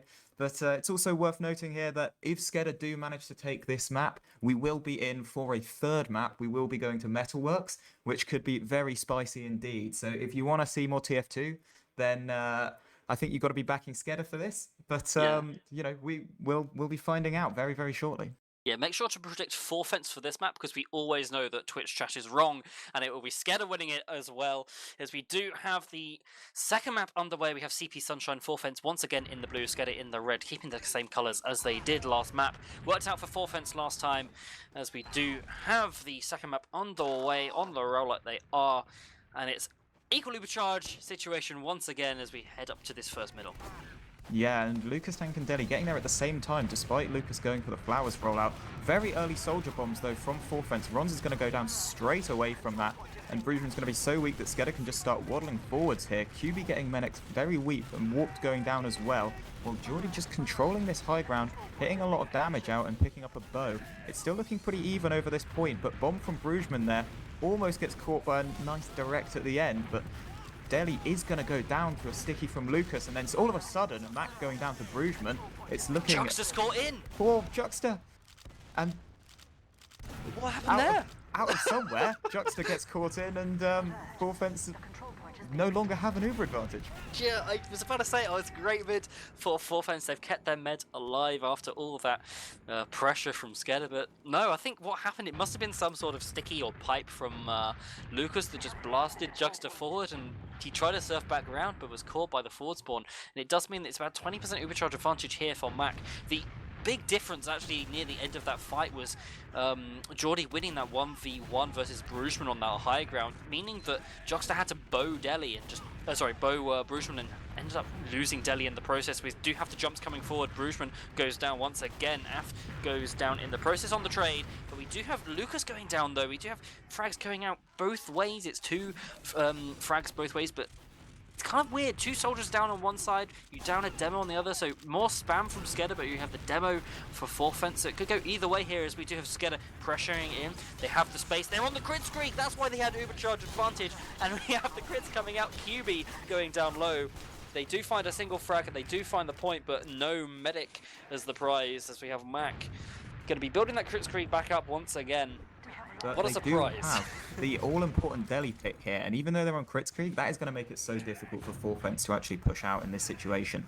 Even into a crit, you know, there is a lot of things that can happen in the post-fight, and there's a lot of risk to backcaps as well. So just using that crits to win out second can be a huge advantage now for SKEDDA. They can even go back and switch onto Uber if they want. They can do a lot of things, because it looks like 4 fence just will not take the risk of pushing out in this situation. Yeah, they've got that engineer up there looking to hold last. Pyro as well, defending the gun with that air blast. We have equal charge situation, a crits versus Uber, as we have Warped and Lucas pressuring in through lobby here. Max staying outside for now. They're looking for some sort of sack in, assuming, as they don't have the heals in lobby. They finally are clearing it out. They have the crits. Don't know where they're coming. It looks like it's going to be some top right play, as we have Lucas pressuring from top right. Here we go, spamming the gun. The crits could come out any second. It hasn't been used there. The Pyro still holding strong, keeping that air blast on the ready, as we do have the crit streak still in pocket for SKEDDA. Yeah, and right now 4 fence are running that Helm's Deep hold with just a gun and a Pyro and a soldier on that top area. That door is just so locked down. It is almost impossible to actually do anything. So Lucas rotates to the other side, crits comes out, he doesn't manage to pick up a frag with it, and then does end up getting airshot by Ronz when he gets juggled up into the roof, completely cancelling out that crit. Yeah, now what you were saying with the demo man being down on the defensive side being a boon for holding second, the demo man down on the offensive side, so to speak, means that Lucas is nowhere to be seen. He is rolling out through flowers, but with 4 fence with full Uber and all the space in the world for now, they're looking like they're trying to pressure in on second. With SKEDDA playing flowers, they still have this Uber in play. The crit streak is 60%. They're gonna get it for a mid hold by the looks of things, with Ron's getting down really weak. Does get cleaned up by Medics, the star player you were talking about, looking to see more from him, as we do have 85% on the crits, 100% on the Uber. This could be a very interesting situation. It looks like 4 fence just holding on to second in this Uber versus crit situation. Yeah, with that soldier down, it does mean that they really have to commit to just using that Uber through a door. It makes it much harder for them to be able to dry push, even though it is Uber versus crits there. So they make that decision just to reset a little bit, take some time on second, and that means the ball is in SKEDDA's court. So the crits from flowers, they go very deep. The Uber does get popped out to counter it. No frags actually getting traded out, but there is a lot of damage on those blue soldiers that it looks like SKEDDA want to rotate. Maybe go for a quick repush here, looking to waddle through choke. Lucas just feeling out a bit more damage here, while Menix is trying to poke through Cafe, going down very weak at the end of it, although SKEDDA's health is not looking good, so they're going to have to go back to mid. Yeah, they were trying to go for that repush. They're seeing what they can do, but because they've cycled those charges, they're going to have a crit advantage here. They have 70% while Jux is on 45. So it's going to be actually bigger than normal crits out, as we have SKEDDA looking to pressure in. They have slightly more than 10 seconds to find a place to push through. That place looks like it's going to be Cafe, as we have the players from SKEDDA pressuring out. 30% advantage here. We have the Demo Man having the crits used. Af is going to go down. Nothing from the crits has been found quite yet. Lucas is caught in. Does go down. Rons gets traded out for the frag, but it's not an advantageous trade for SKEDDA. Stuck on that crit streak still. They won mid because of it, but now they're losing mid because of it, so it's not going to be working out for them this round. Mac is going to in fact go down, just caught in, and it means there's a full Uber charge advantage here with Mac dead for another 10 seconds. Mid's going to be 4 fences. Second's going to be 4 fences. Is last going to be 4 fences? Yeah, and even though they've been stuck on this crit for some time, Mac might just come up on it again, because it is the classic disad last holder, option that you can run. But 4 fence just going to walk in as slow as they want to second here, because there is no real threat to them. So they're just going to take their time in lobby, getting their full buffs up, setting up for this Uber advantage push. Looks like they're moving towards that top level area, and it's going to be a pretty standard looking last hold for SKEDDA so far. The pop does come out, Nevo leading it in and taking that sentry juggle. The gun does finally go down, and Nevo hard committing to the point while the bombs come out on the other side, but there's no real cap time for it. Geordie doing a great job blocking the point and living for so long, doing so much damage that the Putus is able to walk out from Menex, while Lucas picks up 2 with the double donks, including a medic. Yeah, that was what I would call a successful last hold by SKEDDA there, and they were on the Uber the entire time. Mac looking forward into the future, and seeing that his team will be able to hold that last point and making sure he has the Uber charge rather than the crits for the rest of this round, as they look to pressure through Shutter. 4 fence with the soldiers bombing forward. He is on to the balcony area with Mac taking some spam damage. He is down to 50 health, sees the soldier has to force. They do get 2 for it, with Brugman also caught in. Looks like he's going to also get out though. Does mean that SKEDDA, with a 40% Uber charge disadvantage, going to have to cap up this second point and be mindful that 4 fence are going to have this Uber charge advantage to pressure. Or can they take mid from this? Yeah, I mean, Brugman with the schmoves of the Sentry to actually get out there from his position, and that's going to make it a lot more difficult for SKEDDA to get into mid now. So Warped is going to go down so early for it as well, and Af just committing to that choke going through.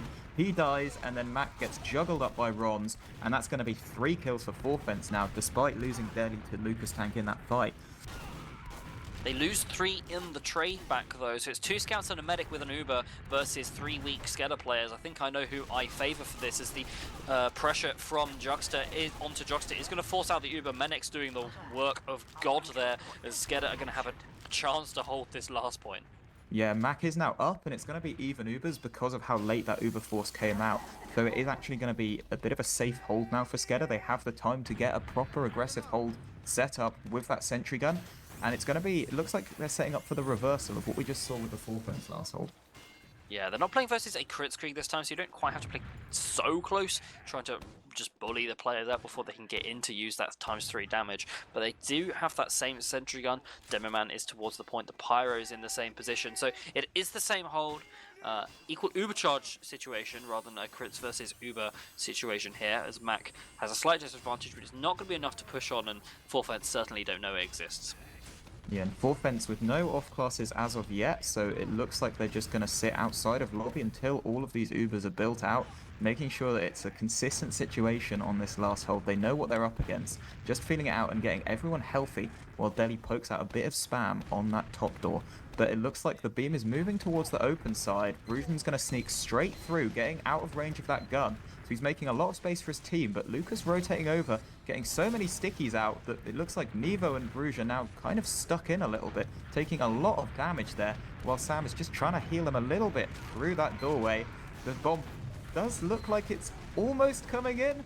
Ron's getting it on that side as well. Brugman and Nevo do end up going down though, and Ron's cleaned up right at the end. Yeah, Rons was playing in dungeon there, I think they were trying to bait players forward and have Rons jump forward onto the medic or the demo man and try to catch people out, but it did not work out. SKEDDA playing nice and patient. The Uber does come out though, and they do drop Lucas there. The trade is going to be onto Mac. QB is now in dungeon. They're going to have to chase this onto last. I don't really know how this is going to end up, but the trade seems to be good for Forfence, as they have a chance to hold second, but I don't think they're going to chance Ronz it. is on last. Ronz is going for the back cap. He does end up pulling 2 people back for him, and 3 people all the way back for him, which is going to really make SKEDDA struggle on the second push. It was just Af on the beam there. Brugman hitting some nice rockets to slow it down, but Forfence are now just backing out with a lot of damage on SKEDDA, which might open up a repush for them. Yeah, those flankers going in behind through dungeon and through lower, just making it very difficult for SKEDDA to push out safely.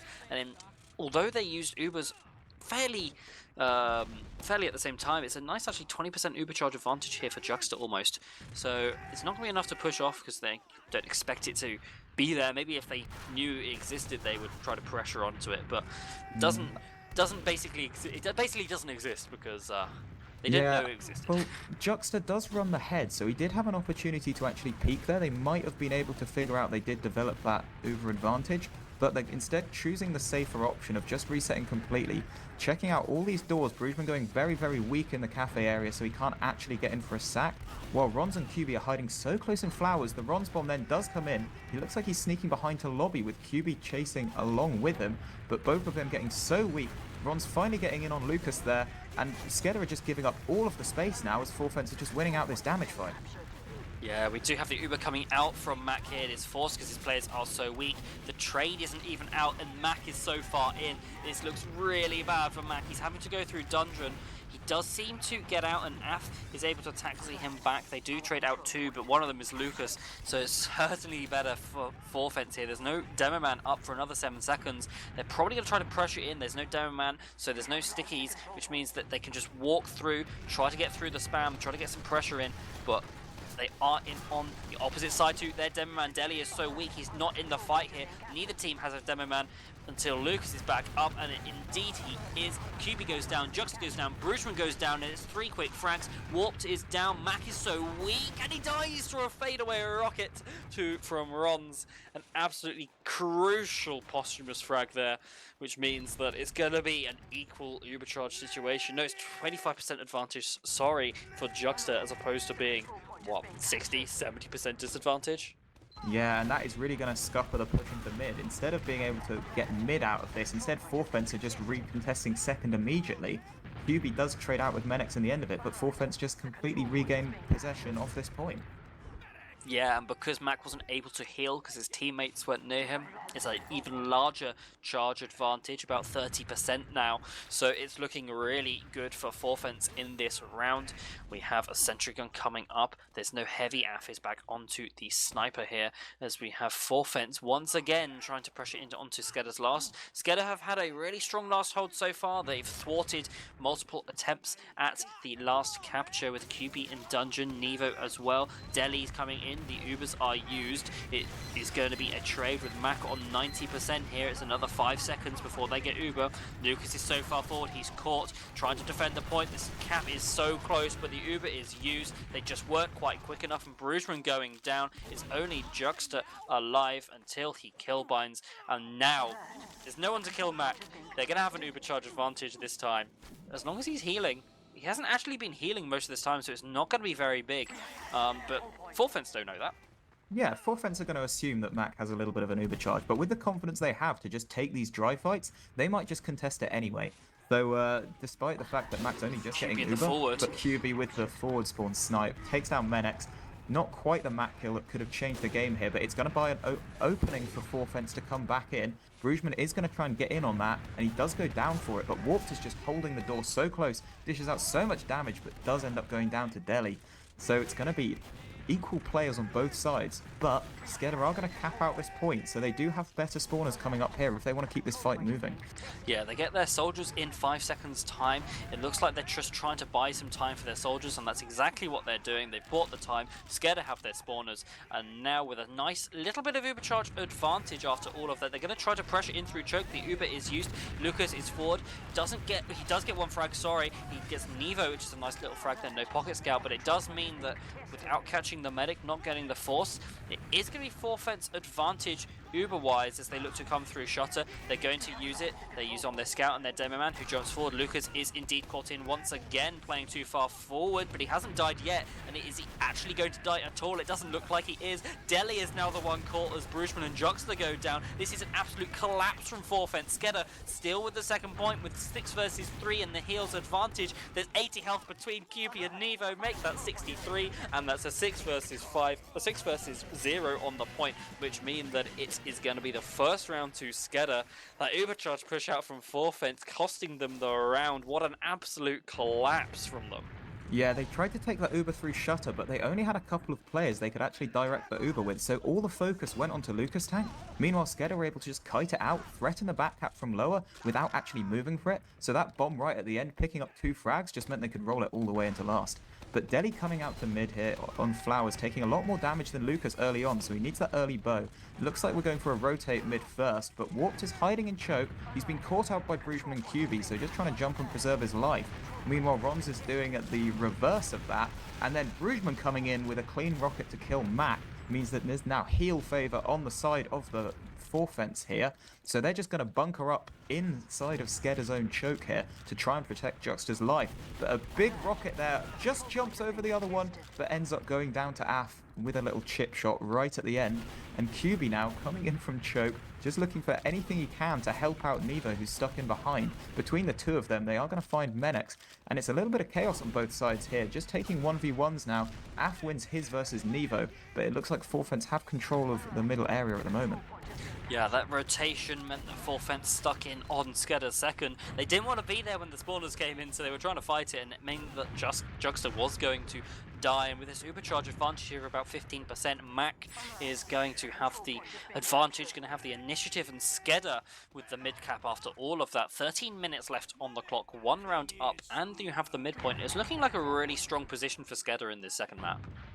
Yeah, it's looking very comfy for them here. If they can just keep up this pressure and this aggression that they have been showing, both soldiers are pressuring them hard in Flowers, though Rons then commits for the bomb, but Bruisman goes down. So both soldiers actually down for Forfence, and that's going to open up Flowers now for SKEDDA just to start walking in nice and comfy and try and keep this pressure moving forwards.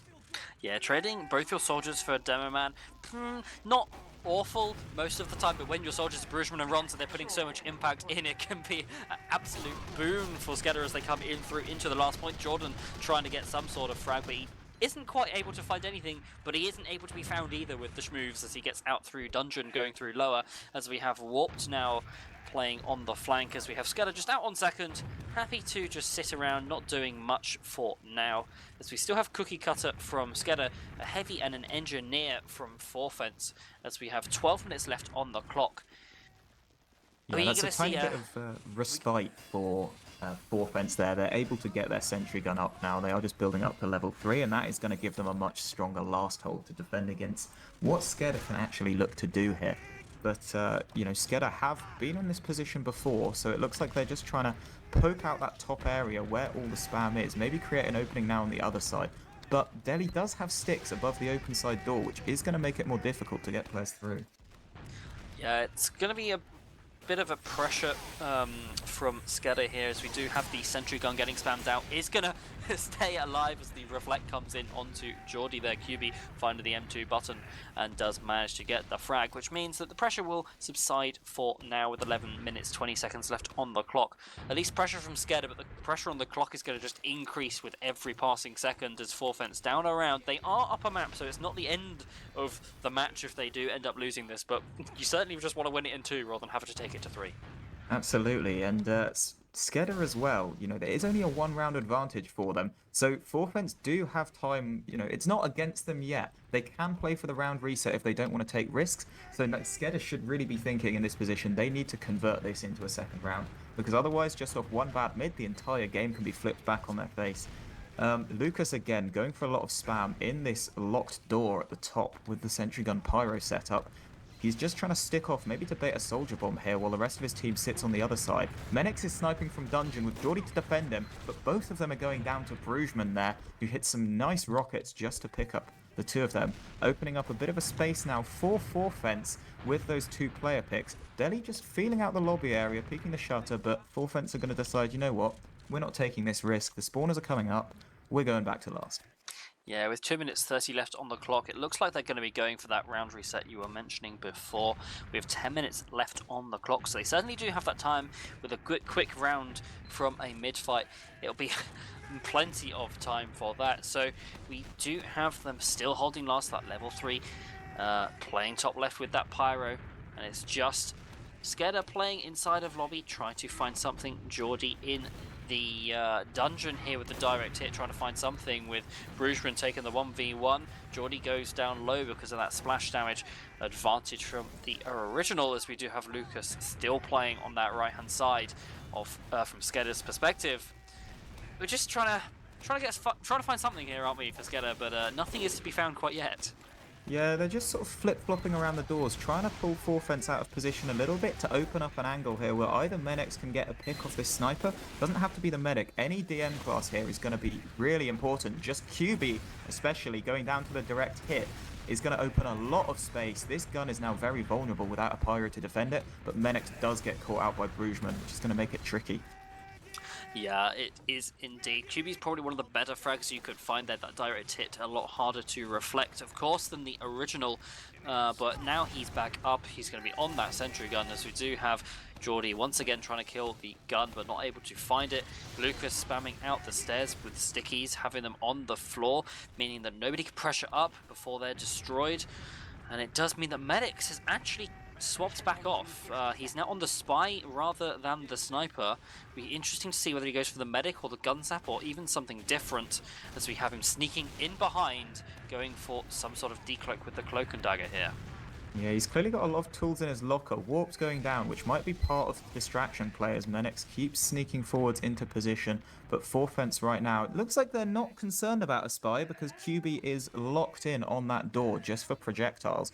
So Menix is hiding right by that door. So far back as well. This is a really great decloak for Menix if he goes for it any time now. He is going for it now, and Juxta's getting stabbed. He was so far back, nowhere near the team, and the Uber comes in straight away in the chaos. The sentry gun is still up. It goes down now. The engineer's going to die. Nevo goes down. It's a 5 versus 4 here with the Uber Heal's advantage. The Pyro's on the point. Rons goes down with 10 seconds left in the round timer. It's not looking good for Forfence. They have 100 health on 2 of their players, and it means that with the Demo Man going down and the 4 versus 0, it's going to be a SKEDDA cap. An absolutely clutch frag on the medic there by Menix. This heads up spy switch is going to win them the round, and now this pressure is on Forfence with 2 rounds down and 7:30 on the clock.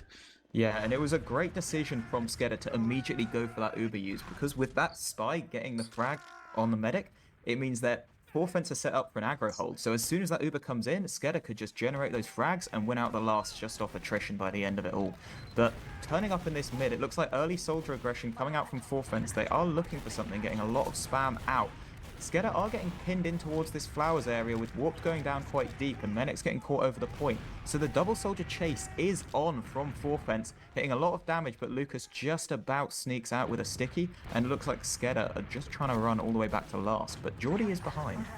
Yeah, Lucas learning his lesson there, making sure that he's not dying, but Geordie versus QB on the mid-fight. QB's just got to run away from that, and now with basically a 4 versus 6 and an supercharge advantage to boot, it's looking pretty good for Forfence as they try to pressure in onto last. They're coming in through, and that's Det coming onto Brugman is actually going to find a bunch of damage, but the arrow is going to save him for now as Brugman does jump forward. He's going to die in the end, but Rons is the one to get out there. He managed to wiggle himself out. Geordie finally dies behind, and because Brugman is down, that 5 versus 5 is a lot better for SKEDDA now than a 6 versus 5 for Forfence. Yeah, and getting that frag, it does buy them time to set up an unbreakable last hold like Bruce Willis in Unbreakable. So they are going to try and delay these soldiers and delay Forfence from making any plays, but they do get through the open side door. SKEDDA just bunkered up on the top level height with the gun going down already, means it is going to create an opportunity, but without Rons alive on the side of Forfence, it's going to make it really difficult to get another player in and create this force. Yeah, that gun being moved, they assumed it was safe, but it was not, and it goes down really quickly as it gets spammed out. They're pressuring him once again, the gun goes down top left, and with Brugman going down, the sack has been found. They've switched off to the pyro. They have a pyro rather than a heavy, trying to get that gun up as quickly as possible. That pack by the engineer going to help out slightly, as we do have SKEDDA 2 rounds up. Once again, the timer is ticking down. We have 5 minutes left on the clock with Forfence 2 rounds down. They're going to have to find something here, aren't they? Yeah, and QB is on the sniper class, but Geordie has been diligently checking for off classes. So I think SKEDDA are well aware that there is a sniper gonna be coming into this fight very, very soon, likely on that open side door. So they know that Rons is just peeking that dungeon area, trying to open up some kind of space here, with Brugman on the other side as well, trying to just defend where this inevitable QB peak is gonna come from. Yeah, Max playing really far forward. They 100% know their sniper is up. He cannot be peeked from anywhere. That sentry gun is going to be keeping that top left area locked down. They got a Demoman and Soldier watching that dungeon. It's only that open side you were talking about, but it's going to be really difficult to get in with the Demoman and Soldier watching it. They are going to try to do it. That's their only play so far, with QB trying to get the Soldier there. Does miss the shot. Does headshot Lucas though. There's going to be some pressure relieved for now as we have the Soldier jumping through. The space has been created. Nevo is through. Does get 2. Menix and Lucas going down, with Pyro is down as well. That means the sentry gun is a lot more vulnerable as we have the Uber Force comes out. They do get the trade. The health is bad on Forfence though. If they can just stall for a few seconds here, they're going to get their spawners, and it's going to be good for SKEDDA. The gun does eventually go down. There's no Frontier Justice crits for them. QB goes down. There's no sniper in the post fight, but everyone's health is so bad for Forfence, and the spawners coming out. They just have to defend, and they win this fight, and someone is going to die. It was Nevo in the skybox. I couldn't quite see who. Jux is getting chased. He has Deli to help him out, but with Menix on the prowl, not quite able to find the frag. Ooh, Lucas going to a sticky trap over the shutter. That was, the timing on that could have been a 3k as well. That was very, very close. But so SKEDDA are going to have to straight away just give up second. After that, with no demo to hold it. They are lucky to have Mac alive as well. He had some phenomenal schmoves on that last to avoid about 3 rockets from one of the Forfence soldiers. But Forfence looking to take the momentum from second, busting straight through the door and hard pressure on the point. Deli is going down so early though to Geordie, and that's going to really scupper the attempt from Forfence. They've got nowhere near enough health left on their team to keep this momentum up. Yeah, that's not usually a push you'd probably go for, just because it's such a tight timing, but with 3 minutes left on the clock, that's an opportunity. It might be a 10% chance or a 20% chance, but it's a chance, so you're going to take it, but not quite able to convert it there, as we have 2 minutes 45. An equal Ubercharge situation. We have spy checking coming out from Menix there, who was now back onto that Pyro class, making sure that sentry gun is nice and defended. The Uber comes out, the air blasts are ringing through, the trade comes out as well. Af does escape in his life, but Geordie goes down. The trade is going to be advantageous here for Forfence. Never mind Deli caught by some traps, and it does mean without a demo man it's going to be tough to play the point here. And no stickies on the point though, does mean pressure is going to be played here. Lucas trying to get some pressure onto it. does manage to protect his scouts, who managed to clean up the last 3 frags, and with that medic going down as well, there's no overcharge advantage going to be had for them despite killing Mac in that fight. Yeah, and Twinkle Toes Aff over there, the original Hubert, did just get a toe onto the point to stop Forefronts from being able to cap it out right under SKEDDA's noses. So that was a big, big save from the scout with not a lot of health at the time. But SKEDDA are just going to have to back straight up to last. They don't have enough players to keep contesting second, but getting that cap is going to buy them enough time that they should feel like they're probably in the clear now, because they know that Forefronts are just going to have to throw players through a door, and they are set up to stuff these doors. Yeah, Jux is on the crit streak, but after spending 13 seconds not healing, 13 seconds of the crit streak is about 40%. So that's a really large charge of part of that charge that they just do not have. Brugeman goes down, but so does Geordie, so it's a 5v5. Some time is on the point. QB is really weak, though, as he does manage to escape for now. Juxta finds the beam. Mac has the overcharge, but QB heats a pipe, which does mean that this health is going to not be enough. Mac with the charge uses it out, is just going to clean up these frags on the low ground. Juxta, Deli go down, and it just means that Nevo and Ron's are the last players alive, and with 55 seconds left on the clock, that's going to be a GG, no matter whether Forefronts cap this out or not. It's going to be a SKEDDA map win here. Your prediction was completely correct. You were basically called it. A lot slower. SKEDDA tried to play really quickly in the opening round with that crit streak. Weren't quite able to win that first round, but they tried it. Didn't quite get it. But a 2-0 coming out for SKEDDA on Sunshine as we head in towards Metalworks for our map 3. Yeah, and that was a big performance to come back from SKEDDA to win so convincingly here. Getting 2 rounds on the board. And not permitting Forefronts any real sniff of capping out their point after getting flipped the 4-1 on Process. So that is Process, which was Forefronts' map pick, did go to them. Sunshine, which was SKEDDA's map pick, went to them. And so Metalworks, which is neither team's map pick, it's the decider, it's the one that they didn't want to not play the least. That's where we're going next. And that is going to be, who knows? Yeah, I think that's a pretty good summary of the next map. It is going to be Who Knows. That map was a pretty good pick coming out from SKEDDA, noticing that Forefronts hadn't played it the entire season, and looks like they were right to pick it there with a 2-0 map win coming out. If we look at the logs for this map, it paints a completely different picture to Process. We have a massive advantage in terms of kills for SKEDDA here. The damage actually quite comparable, less than 1,000 between the two teams. But the kills just 87 to 55 in favor of SKEDDA, meaning that when you have all the frags, and they were defending for quite a lot of it on that last, but with sacks coming in, but if you're just getting so many more frags, it's just so much more space for you to work with. You're going to end up having a lot more success. And it looks like Aff had taken a bit of a page from Deli's book there with only getting five deaths. Yeah, so Aff was taking the low deaths from Deli, and Lucas went to take the DPM from Deli in that game, because he put out an absolutely phenomenal 366, which, considering there was a lot of that time spent on last as well, that is a huge, huge number to be putting out. So it goes to show just how SKEDDA were able to take these team fights, dish out the damage, Aff coming in with the cleanup, and just keeping everyone safe, cleaning up those frags, being able to move these advantages forwards through the points. A really convincing performance from those two in the combo. Yeah, and I mean, the medic's fairly comparable as well, same heals basically. Mac with 4 crit streaks up on Juxta, but yeah, it was just a pretty dominant performance from SKEDDA despite holding their last for quite a large chunk of that game. It was they never felt kind of in danger at all. They were just really solid the entire time. I think that's definitely the hallmark of a good team, is when they know how to set up these last holds that just do not give the other team any space to work with, because they can just either play that 5-minute timer, or they just force the other team to take so many risks that they end up making mistakes, and those mistakes get punished, and they turn that coast to coast, round to round. That is what SKEDDA were aiming to do there, by just not giving any movement whatsoever on their last holds. Yeah, and they were making plays as well. That massive spy pick from Medex there with with a minute left on the clock. You bring up a spy.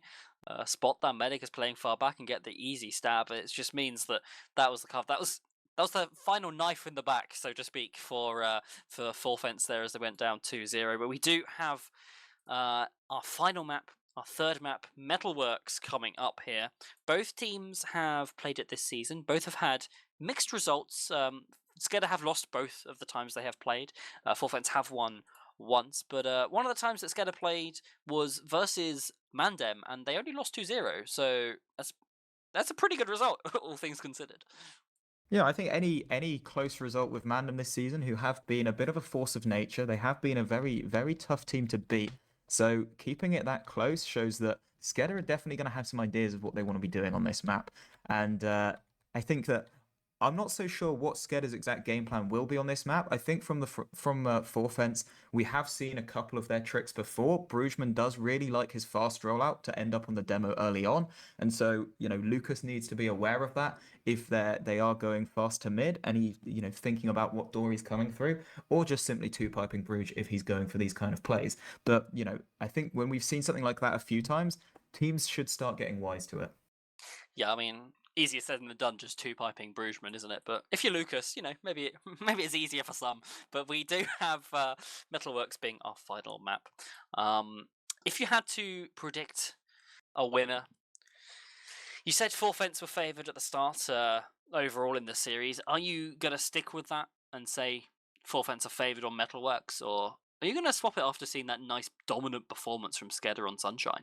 I think that SKEDDA are going to be brimming with confidence right now. That was a strong performance from them. They have moved off Process, which is clearly Full Fence's favourite map. So, there's a lot more space for them to work with here, and just taking it out of Full Fence's comfort zone. And I think putting it in that kind of area is what's going to give SKEDDA the victory at the end of this map.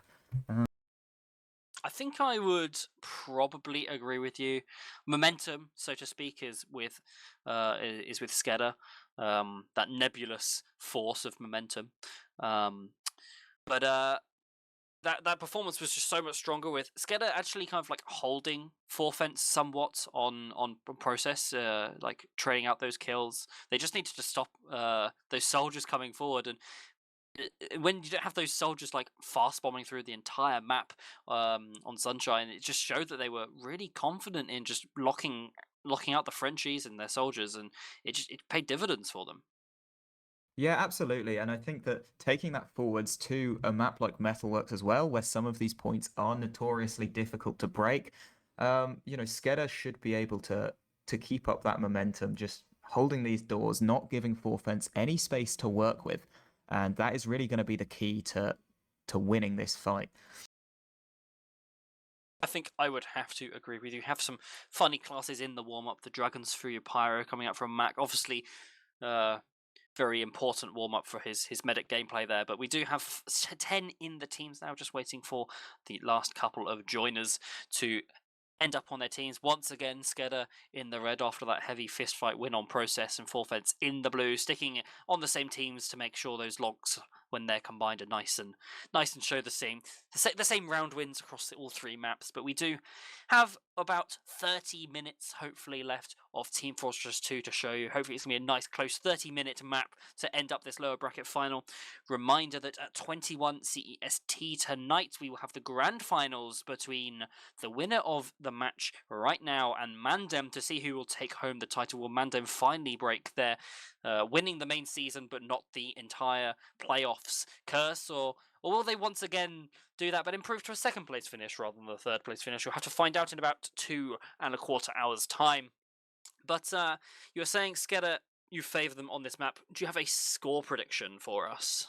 The score prediction on this map, I think we've got to go with 3-2 to SKEDDA. I think there are going to be rounds. I think that teams Full Fence don't have that one map buffer now. It is whoever wins this map is going to the final. So it is going to start getting quite tetchy, right? If there's rounds early on, rounds changing hands, teams are going to start looking for things. And we already saw on Sunshine that Full Fence aren't afraid to be pushing off Uber. They will take these dry fights and they will look for opportunities to just get players through the doors and try and start creating picks. So I think that we could start seeing a lot of rounds as this game starts to push on. What are you thinking? Where are we moving with this? Oh, you're more knowledgeable than I. I would probably agree with you. The other school of thought is that, oh, it's one map and we don't want to lose it. Let's play nice and solid and don't throw anything away, and we slow the game down a tremendous amount. But that doesn't seem the French way to me. It seems that they go to the antithesis of their compatriots and don't bring up that white flag, and they just take it balls to the wall and take it all the way in and try to take the victory that way rather than slowing it down. So There is also the risk of fatigue comes in. After they've yes, played 2 maps already, you know, it is long. It is hard to focus for that long. That is going to start opening things up. Sometimes players take that and it just locks them in. They just get so in the zone that they can just hit that third map and it will be the best performance of their life. But, you know, not always. It might be tiring, it might be difficult, and mistakes might start to creep in. People getting caught when they didn't need to, and that is just going to create player picks. And, you know, maybe that starts creeping in here. yeah, and I think similarly along that same line, if you're Mandem, you're rubbing your hands with glee, seeing this has gone to a third map. So whoever you're playing will be playing their fourth and fifth and possibly even sixth map of the day. Which, sure, they might be very warmed up, but they might have already just used up all their fuel and be ice cold because of it. So you're probably rubbing your hands of glee if you're Mandem, just thinking, oh, we've got this in the bag no matter who we've got. But you can't be too complacent as the winners, because you never know. You can be surprised. Absolutely, but Mandem are going to be watching these games intently. They're going to be trying to pick up on a few little tricks. You know, whichever side does come out on top, they will be thinking about how they're playing on maps. You know, if Forfents are going through, maybe Mandem will think about banning Process early on, because that does seem to be quite a dominant map for them. But, you know, maybe watching SKEDDA, they'll be looking to ban Sunshine after what we've just seen was, you know, a big comeback compared to the previous map. So I think there's definitely a lot of people watching Essentials right now who have quite a vested interest in where this game is headed. I would wager that all 6 members of Mandem's main roster are in Discord or Mumble right now, all watching it together, uh, talking about exactly what they want to do. Good evening to those of you on Mandem who are indeed watching. Breaking the fourth wall slightly, as we do have all 12 players in the server, and we have had for the last couple of minutes people probably having once again a bit of a comfort break, a bit of a water break, making sure they're all nice and refreshed for this third map you were talking about. It is indeed very tiring playing so much Team Fortress 2, so much sixes, so much fast-paced action in one evening, as we hopefully will be readying up shortly. Juxta with the head kill in warm-up. Surely Forfents are going to win just based off of that. I mean, you've got to get the aim in during this pre-game, right? Everyone, if you've had your break, you've made your cup of tea, got to lock in, get the head in the game, and start hitting those head kills. You know, I think there's a lot more where that came from Juxta. He'll be gunning for at least a hat trick of head kills this game. I think that's really the sign of, you know, when a medic's confident and they're playing with spice and they're just going for those frags, you know? Yeah, we want to see some Harblue moments, like back at Insomnia on Snakewater. Gotta think of all those excellent memories, and Jux will be surely trying to reperform all of those in today's lower bracket final. Absolutely.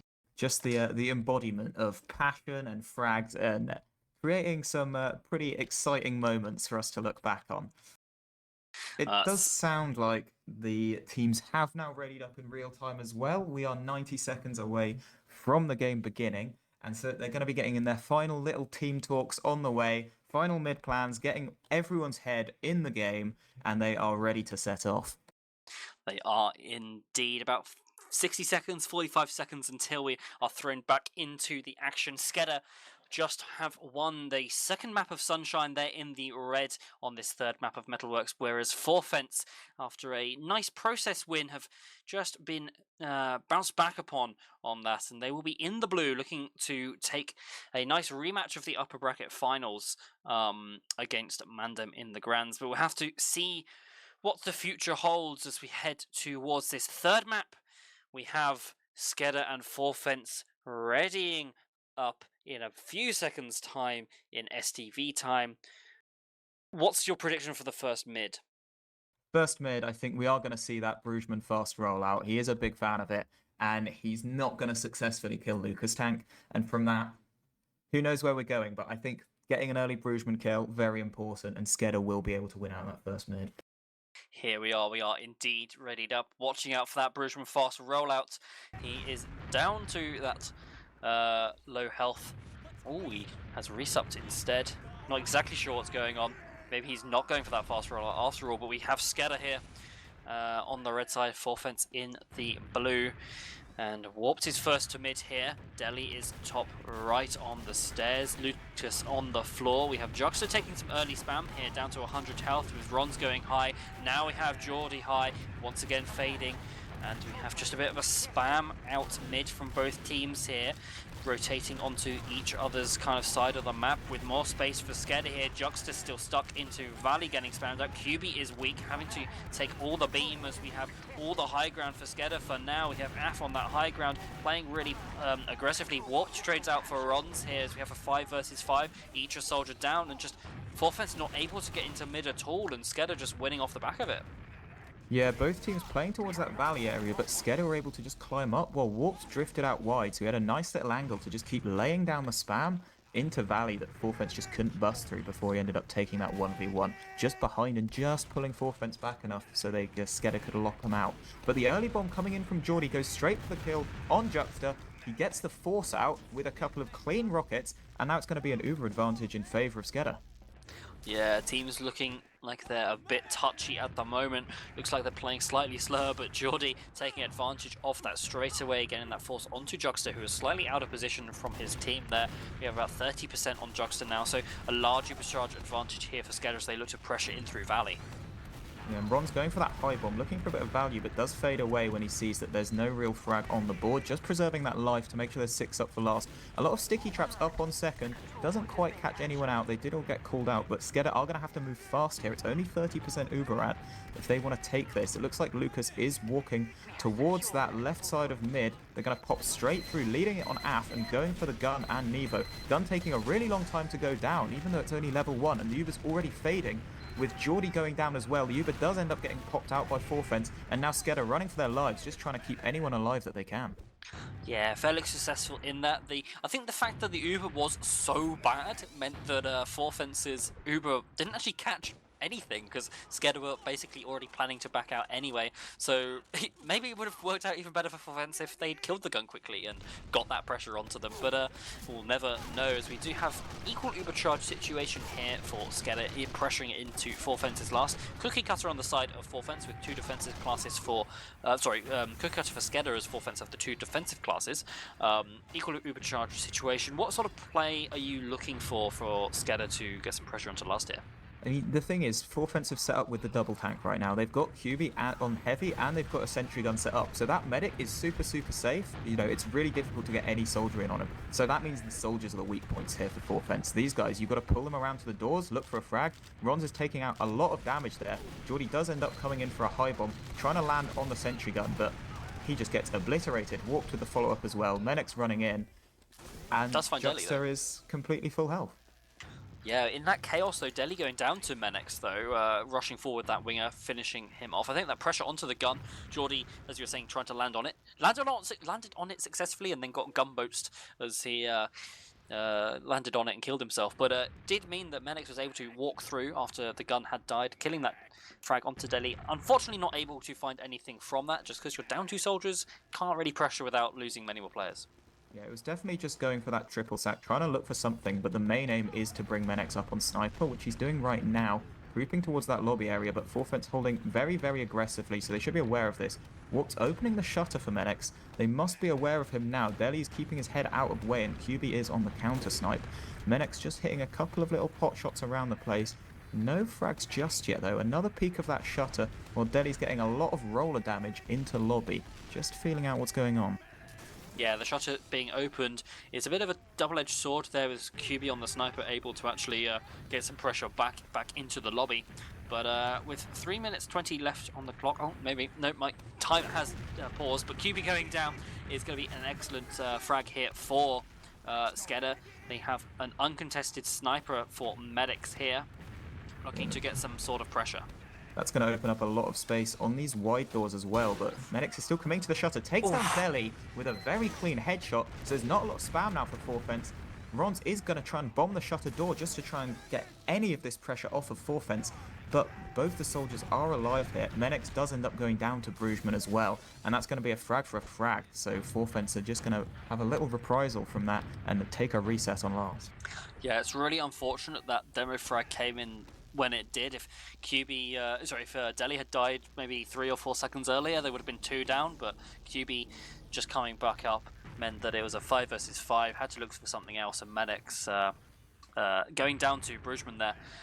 And we're back into a last hold here, equal numbers up with snipers on both sides. Defensive sentry gun, everybody else is on cookie cutter with 1 minute 25 seconds left on the clock for the round. Forfeit's going for a round reset here.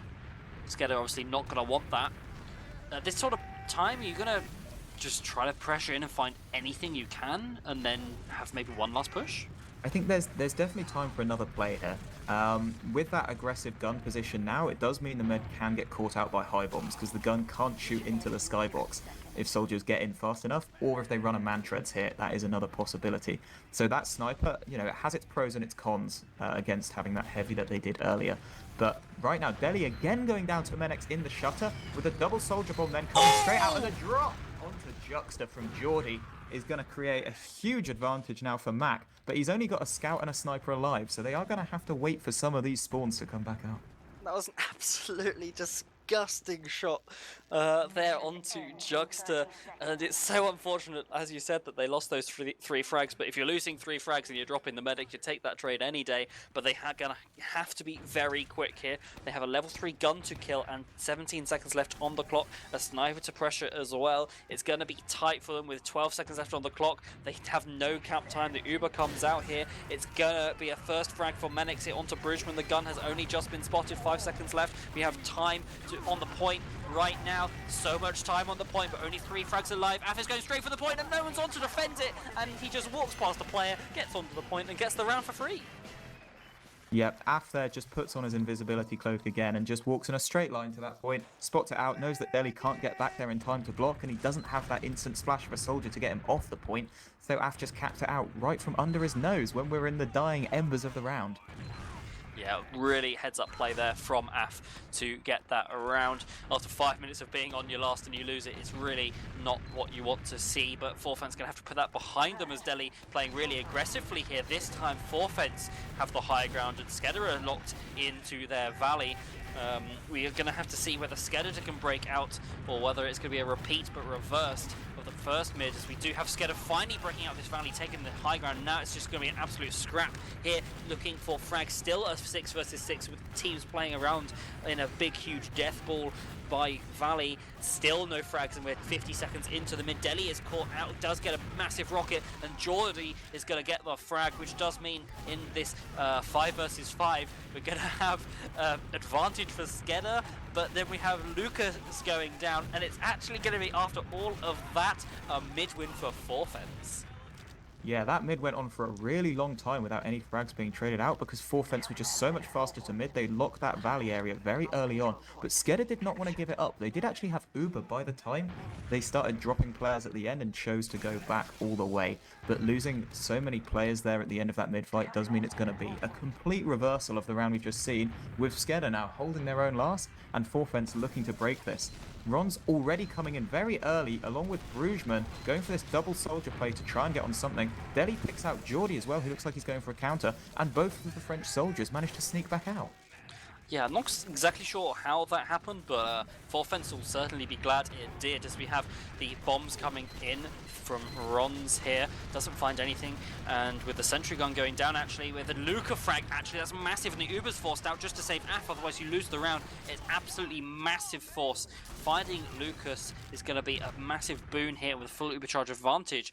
It's going to be really key for Forfence to try to convert this round. Something to notice is that the server has less than 9 minutes left on the server. Somebody might want to extend that or tell somebody to before we end up having the server just end its reservation halfway through this really close match. That would be a very unfortunate turn of events, and I don't think I've ever seen that happen before, but here we are, it is TF2, these things do occur on occasion, but Forfence going straight for that use through the left side, Nevo leading the super deep, but the gun is staying alive for an incredibly long time, so they just have to focus the point. But the double bombs from Warped and Geordie here dumping so much damage on the point, but they get juggled off, and QB is just going to cap it out with a soldier floating above him. Yeah, that massive frag onto Lucas, opening up that play, and just playing the point was enough for Forfence there, as we have 20 minutes left on this map, and we have 2 rounds down, 1 apiece. We have the server still not being extended, making me slightly nervous, but we'll go with it for now, as we have Warped onto middle first once again. Brugman on the top right, Warped waiting for the pack. He does bomb forwards here, gets damage onto Juxta. Lucas is the first frag, loses the demo versus demo. That's going to prompt a complete back out here from SKEDDA as Forfence launch forward and get the Menix frag as well. Yeah, and Forfence look like they're out for blood here, with Rons and Deli chasing through Valley here. Looks like we might see a high bomb coming in from both soldiers over there, but SKEDDA are just going to backpedal all the way to last to make sure that they don't risk losing anyone and opening up Forfence for a sack here. Yeah, we have 2 down here, which means that Forfence is still going to be pressuring in, and the high bomb comes in indeed. We have Brugman playing the point here. The cap has now come out, no cap time for now. Warp trades with Ron, so that's Roma's down, and Brugman is another casualty in this fight with a massive bomb in. Nevo goes down to Geordie and Deli and QB as well. It's just Juxta as he backs out through lower. He's not going to be able to be caught, I think. He has this Uber to save himself, but not quite fast enough. SKEDDA on the chase, but that's a really nice last hold from them. Yeah, there was an enormous pipe from Lucas just cross-map that got Nevo so weak he then couldn't really direct any of the play in that, which meant Sam had to run all the way out with his Uber while his team wiped. But Rons gets in completely for free on Mac, misses the first rocket, hits 2, and then Mac pops, I think, to try and stop himself from cratering there. So Juxta is going to keep hold of his Uber with a player frag on both sides, leaves Forfence in possession of the middle point and looking to already move towards the yard area with their new Uber advantage that they have. Yeah, it's about 75%. That's going to be 30 seconds of Ubercharge advantage as SKEDDA look to build it. The force comes out though. Geordie, an absolutely monster rocket onto Juxta, getting that force out. It's going to be the second point for Forfence here, but without this Ubercharge, they're not going to be able to be pushing into last, and so it's going to be another last hold for SKEDDA. The server, I would like to let you know, has been extended. Hooray! We will get to see the end of the map, which we love to see, and it will be another 17.5 minutes of this map. So we've already had quite a lot of back and forth so far. 2 rounds on the board as well. A few exciting looking sacks into these lasts. And now, even though Forfence are at Uber disadvantage, it looks like SKEDDA are just going to set up, and it looks like they want to make Forfence make the first play here. So we might see a repeat of a few that we've had so far. There have been a lot of high bombs off that lamp wall. We've seen Forfence getting just flooding players through these doors as well to try and pull SKEDDA out of position. The Ubers have now equalized, and it is cookie cutter classes for Forfence right now, just teasing out at the moment. The gun goes straight down to pipes from Deli. So that means both Brugman and Rons are ready to go for something. Brugman just jumps straight over Mac's head. He doesn't see him coming, so he does get the force. Rons goes for the follow-up as well, but it was unnecessary because Brugman had already done the job. Yeah, it was a bit of a nervous pop from Mac there. I understand why. This is the kind of jitters that you're going to be getting in this last map of a lower bracket final. You know that if you just drop there, it's likely a round over, and then you're 2-1 down. But you're basically down. You're basically dead now anyway, because you don't have this Uber. You've got to be building this entire time. You're back up to 45%. It's going to be having an Uber in about 20 seconds time, so if Forfence aren't quick, it could be getting that Uber mid-fight. So it's certainly going to be what they're aiming for, as the gun is by the spawn. Forfence now starting to take lobby. They are looking to take it in through their left-hand side as they use this Uber, looking to go straight for the point here. If the Stickies had not been dead, they now have been. The flash saves the scout though, and it's going to be a cap coming out straight away as they double stack their scouts on the cap there, and it's a 2-1. Using that Uber, probably not the play. Yeah, it looks as well like Mac and most of his players, they were prioritizing so much of getting that Uber that they did just lose players for that early block, and there was no one else for Forfence to shoot, so they could happily sit and just cap that point. Meanwhile, SKEDDA were just sitting and waiting for that Uber that they never had the opportunity to get.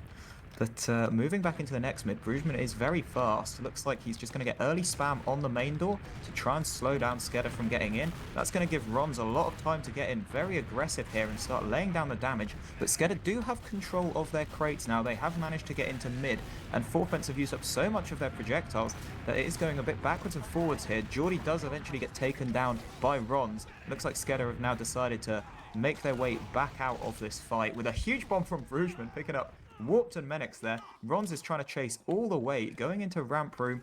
He might just be able to hit a nice jump. There is a possibility he'll get onto Mac here, but unfortunately Af is standing there with a 185 buff, and it is not going to be a force for Rons this time.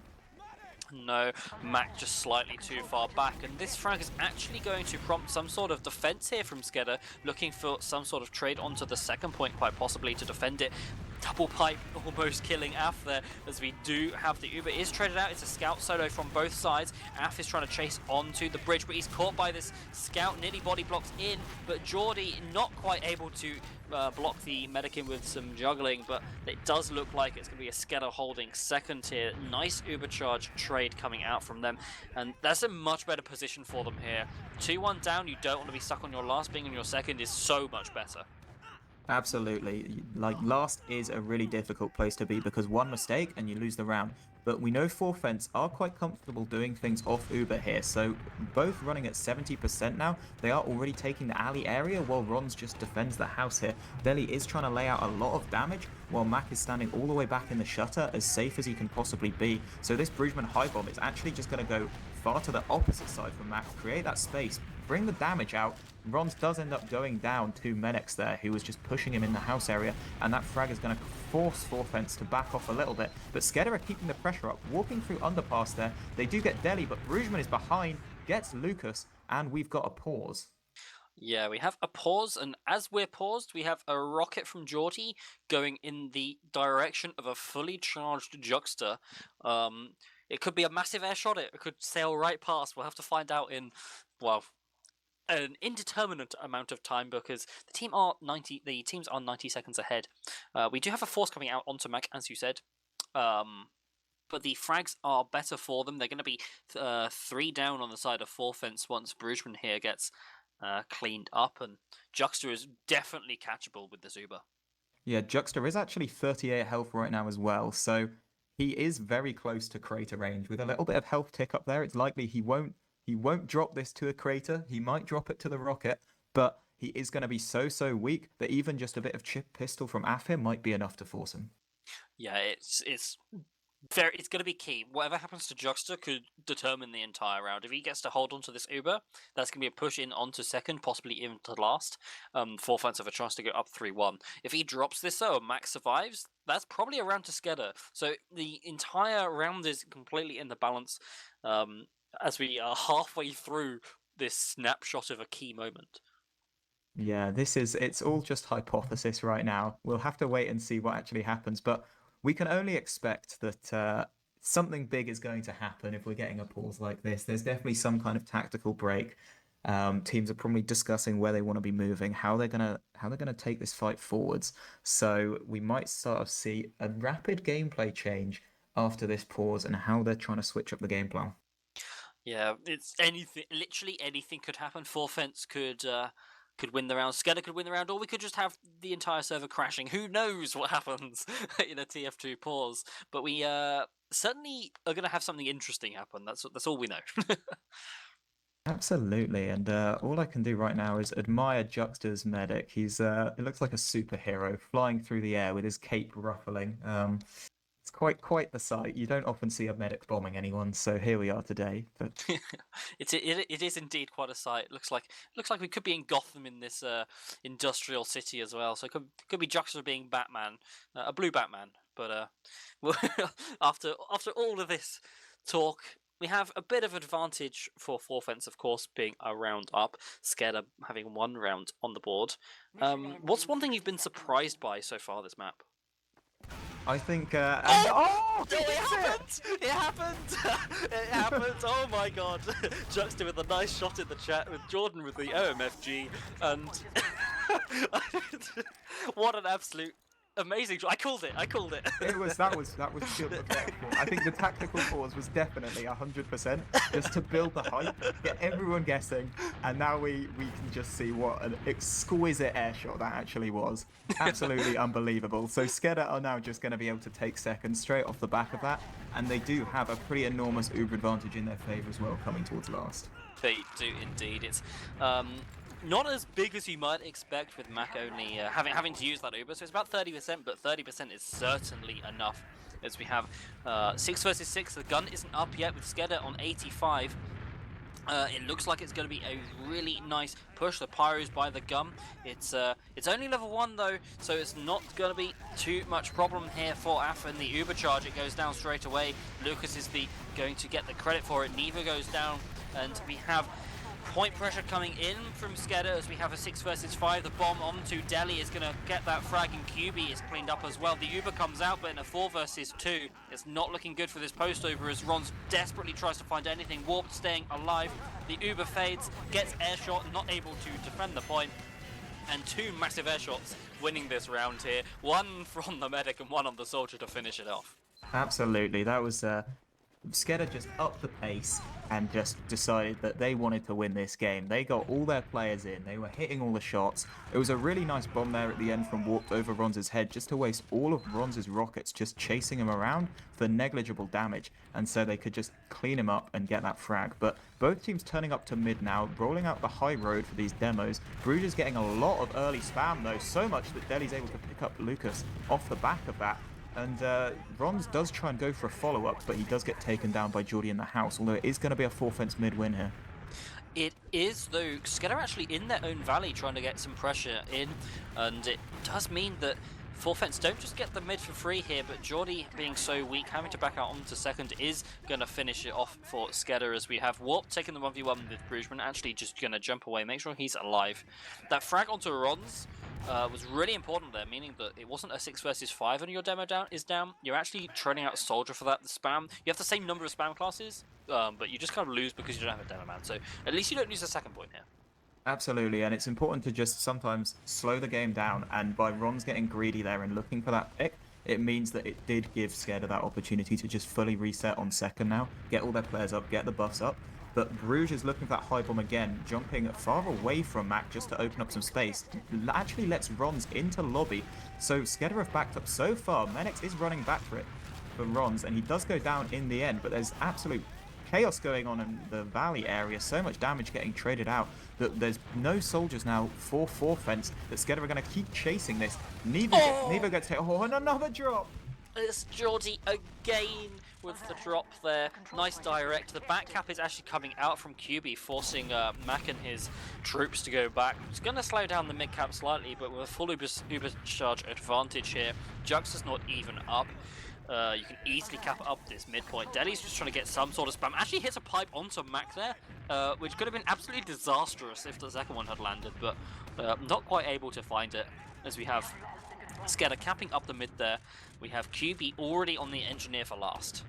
Yeah, so 4-fence are now just trying to play ultra safe at this point. I think they'll also be very, very scared of every time they have to leave the other team's yard that Geordie's just going to come in and drop their medic, because in that area he seems to be doing everything. This time he's going for a really deep bomb towards that shutter to try and force 4-fence out and give SKEDDA the space without using this Uber. He's actually going to win the 1v1 against Rons as well, which is a really important pick heading towards last. Unfortunately, the Ubers are very almost evening out, so SKEDDA are trying to move this very quickly through that main door. They do end up popping through. The gun is trying to go down early, and Lucas does have to use a lot of stickies to help out with that, so there's no point pressure, and 4-fence do now have an Uber charge that they're trying to hang on to here. But SKEDDA don't want to give this easily. Warp does go in. Menix gets on the point during that, so the force does end up coming out just to make sure that that point doesn't get capped. QB does end up dying as part of that, but Nevo does pick up Menix with the flaming weapon there. So SKEDDA can now just start re-pushing through this shutter. They don't want to give it up at all.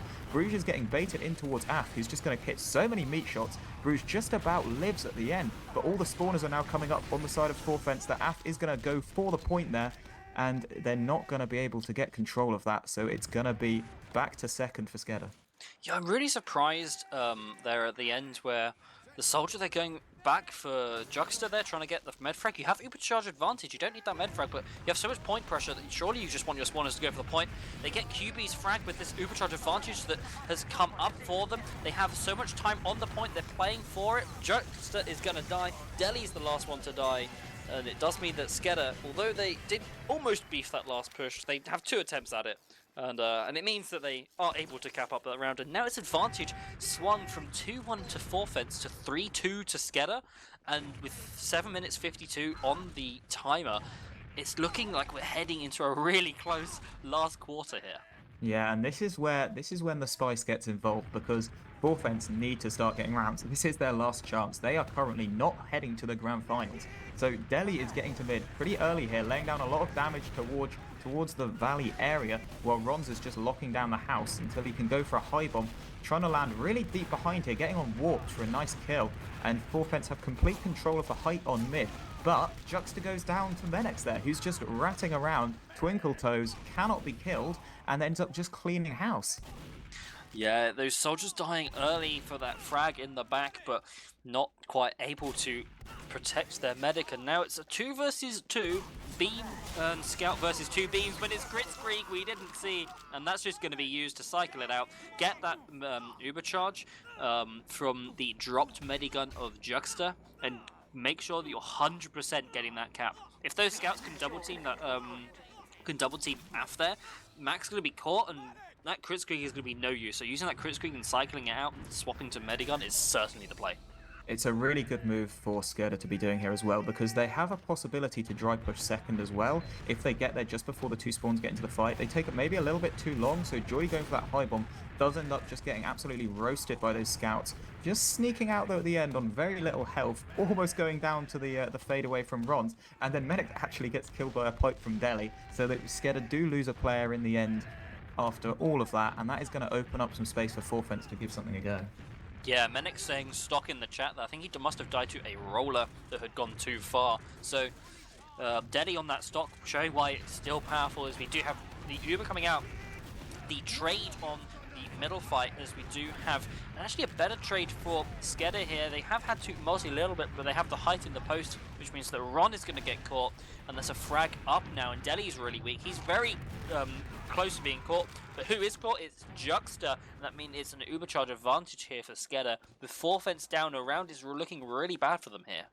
Yeah, that was another one on Geordie's logs. He has just got Juxta's number this time, and there is going to be a mental impact of that at this point, that every time Juxta sees this soldier flying in, am I living to see the light of day? You know, it could just be over. So SKEDDA now completely in the driving seat with this 75% Uber advantage. They are going to try and move towards alley already here.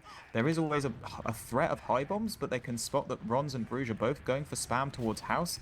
So when the Geordie high bomb comes in, it does make a lot of space, gets a bit of damage early on Ronz, so he's not going to be able to convert that into a force. But there is a spy on Mac who gets caught out, and that's now 2 picks for SKEDDA, with this Uber advantage coming to last.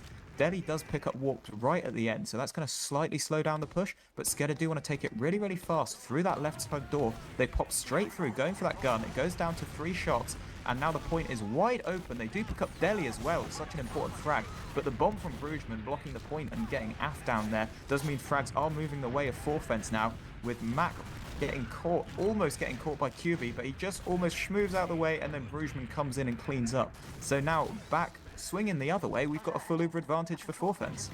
Yes, really an interesting situation there. Unlike last map, 4fence would not have been able to go for that round reset there. They would have had 5 minutes left on the clock, with obviously 5 minutes from the round timer, meaning that they would have just lost if they had not pushed out there. So it's an interesting decision for SKEDDA to make there. On one hand, you have that Ubercharge advantage to get the other round on the board, but on the other, you can just sit out on second and whittle down that timer.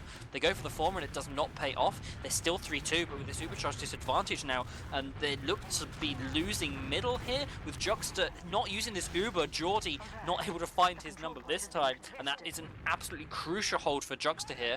Max on the Kritzkrieg, also mind you, so this is going to be a really interesting situation here for SKEDDA.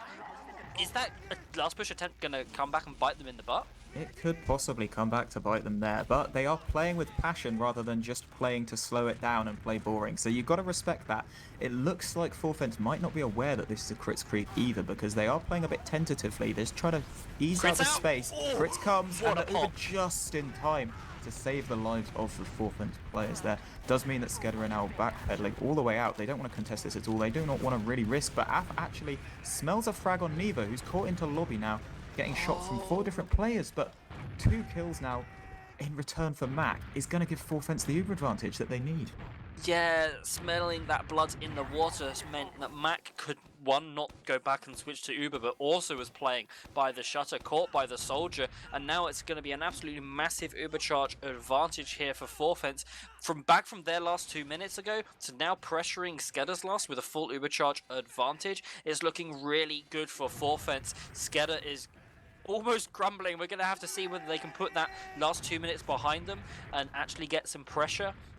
The pop from Juxta was so well timed, and it just meant that SKEDDA are now not able to have an Uber for last. The crits is not on the is not in play. It's 40% for Mac in the Uber charge, which is not going to be enough. The gun is down. We have a 6 versus 6. The heavy is not dying quickly, though. He's getting arrow tanked by Mac, which is creating so much space. Deli goes down, which means there's no stickies for point. Only Lucas's are on the point. Neva goes down. Deli is down. That's going to force the back out from Forfence. Though Rons and Brugeman looking at to actually come back in, try to get some pressure, thinking that Mac might play forward, but he was not. And Brugeman dies, possibly to a gunboats plug-in. And, it was he got donked downwards by Lucas's cannonballs and then killed himself off a rocket jump while he tried to escape. Oh, so, that is unfortunate. Poor player there getting caught by that, but that is the power of the cannonballs on last. We have seen that. Lucas does like to bring that out a little bit in this game, and it has clearly had a bit of an impact.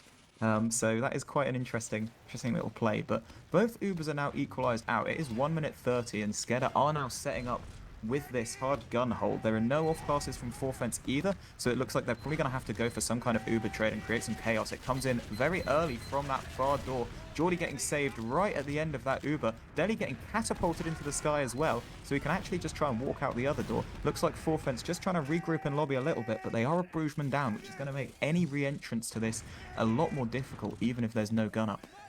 Yeah, there is indeed no gun. There's no Ubers in play, which means that Forfence are going to either have to build this Uber and go for the trade, which it looks like they're trying to, or whether they're just going to push in dry, try to spam out that gun and play the point after that. So it's a bit of an interesting choice here. We have 40 seconds left on the clock for Forfence. They have to find something in that 40 seconds, and that something has to be the point. They are 1 round down. The gun goes down, moved forward, but it's not good enough. So we have the soldiers bombing forward. 28 seconds left on the point. Geordie is a first frag. Warps is also going down weak. Is found by Deli there. Rons goes down in the trade, but the Uber is forced out by Mac. It's not back up for Juxta. This could be Forfence's time. With the Uber coming out here, it's going to be a lot better for Forfence. We have 13 seconds left on the clock. The demo man sticky up the point. Af goes down. He has to det. There's no stickies on the point. Deli is going to det, and it's going to be a golden cap 3-3 with Forfence capping up with 5 seconds left on the clock. And we go to a golden map on the golden cap on the final map of the lower bracket finals. You said it was going to be close. You said there were going to be rounds, and you were right on both counts. Yeah, that was an intense finish to the game, and SKEDDA are going to be sitting there just kicking themselves that they had the opportunities to convert that and be sending themselves to the grand final. Meanwhile, Forfence are going to be so full of passion right now. They're going to be feeling it, right? They have just come back from a position that looked so difficult, and they just played it perfectly to just create these repushing opportunities and just get enough bodies on the point that they forced SKEDDA to meet them there, and they could just start killing these players, get these defensive off classes dead, and then just win out with their superior positioning because they have that point threat constantly. Yeah, I mean, if you're SKEDDA, that's going to feel really bad for you, but I think what you have to focus on is the fact that you've been creating so many opportunities for yourself. You've been probably outplaying Forfence in the last 15 minutes of that map quite heavily. you just made one mistake pushing it into last and not converting it, and you lost the map off of that. So I think you just have to focus on the positives there. You have to focus on the fact your medic is dying a lot less, your demo man is putting out a bunch of damage, your frags are like Af again with 4 deaths. He's low deathing the server pretty much, other than Max. So like you've got so much going for you, and you can't let the negatives like cloud your judgment here. You have a chance to go to the grand finals. It's not over. And I think it's a really important takeaway is that is what SKEDDA's been doing the whole game. They've been taking these uber advantages. They have been trying to convert rounds. So yes, it might be the easy option to just try and, park the bus on the opponent's last when you do create that uber advantage, one round up at the end. But no, they play the same way that they've always played here, right? They just keep up the same pressure, make the same decisions. And, that is how they need to keep going if they're going to win. If they start changing things up, that's when mistakes start creeping in, because that's when players aren't comfortable with what they're being asked to do. So, SKEDDA just should keep that up, keep playing the same way, and that's probably how they try and take this golden cap. Yeah, you just have to stick to the plan. If the plan's not the right plan, you still stick to the plan. And that's exactly what's going to have been doing, as you have just said. It's 3-3 on this Metalworks. We are going to be a golden cap. We had one map to decide it all. Now we have one round to decide it all. We have lower bracket finals. The winner of the next 15 minutes of game time, unless we don't even get a round on the board in that time, which I find to be probably unlikely given the fact of the fast-paced action we've had so far. We'll be going to the grand finals, which we played at 21 CEST later today on essentials.tf between Mandem and the winner of this next round. We have 15 minutes. If you had to put a name, are you sticking with SKEDDA? I think I've been backing SKEDDA a lot, and I can't really change my decision at this point. So we're going to back SKEDDA. Who are you thinking is going to take this golden cap? If Geordie keeps hitting Juxta with directs to drop him, you can't lose. Surely not.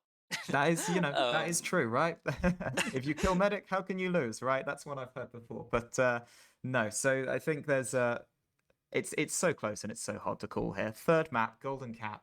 These teams are so finely matched. It is on a knife edge here, and it might just come down to a simple, someone hitting a really big rocket on mid.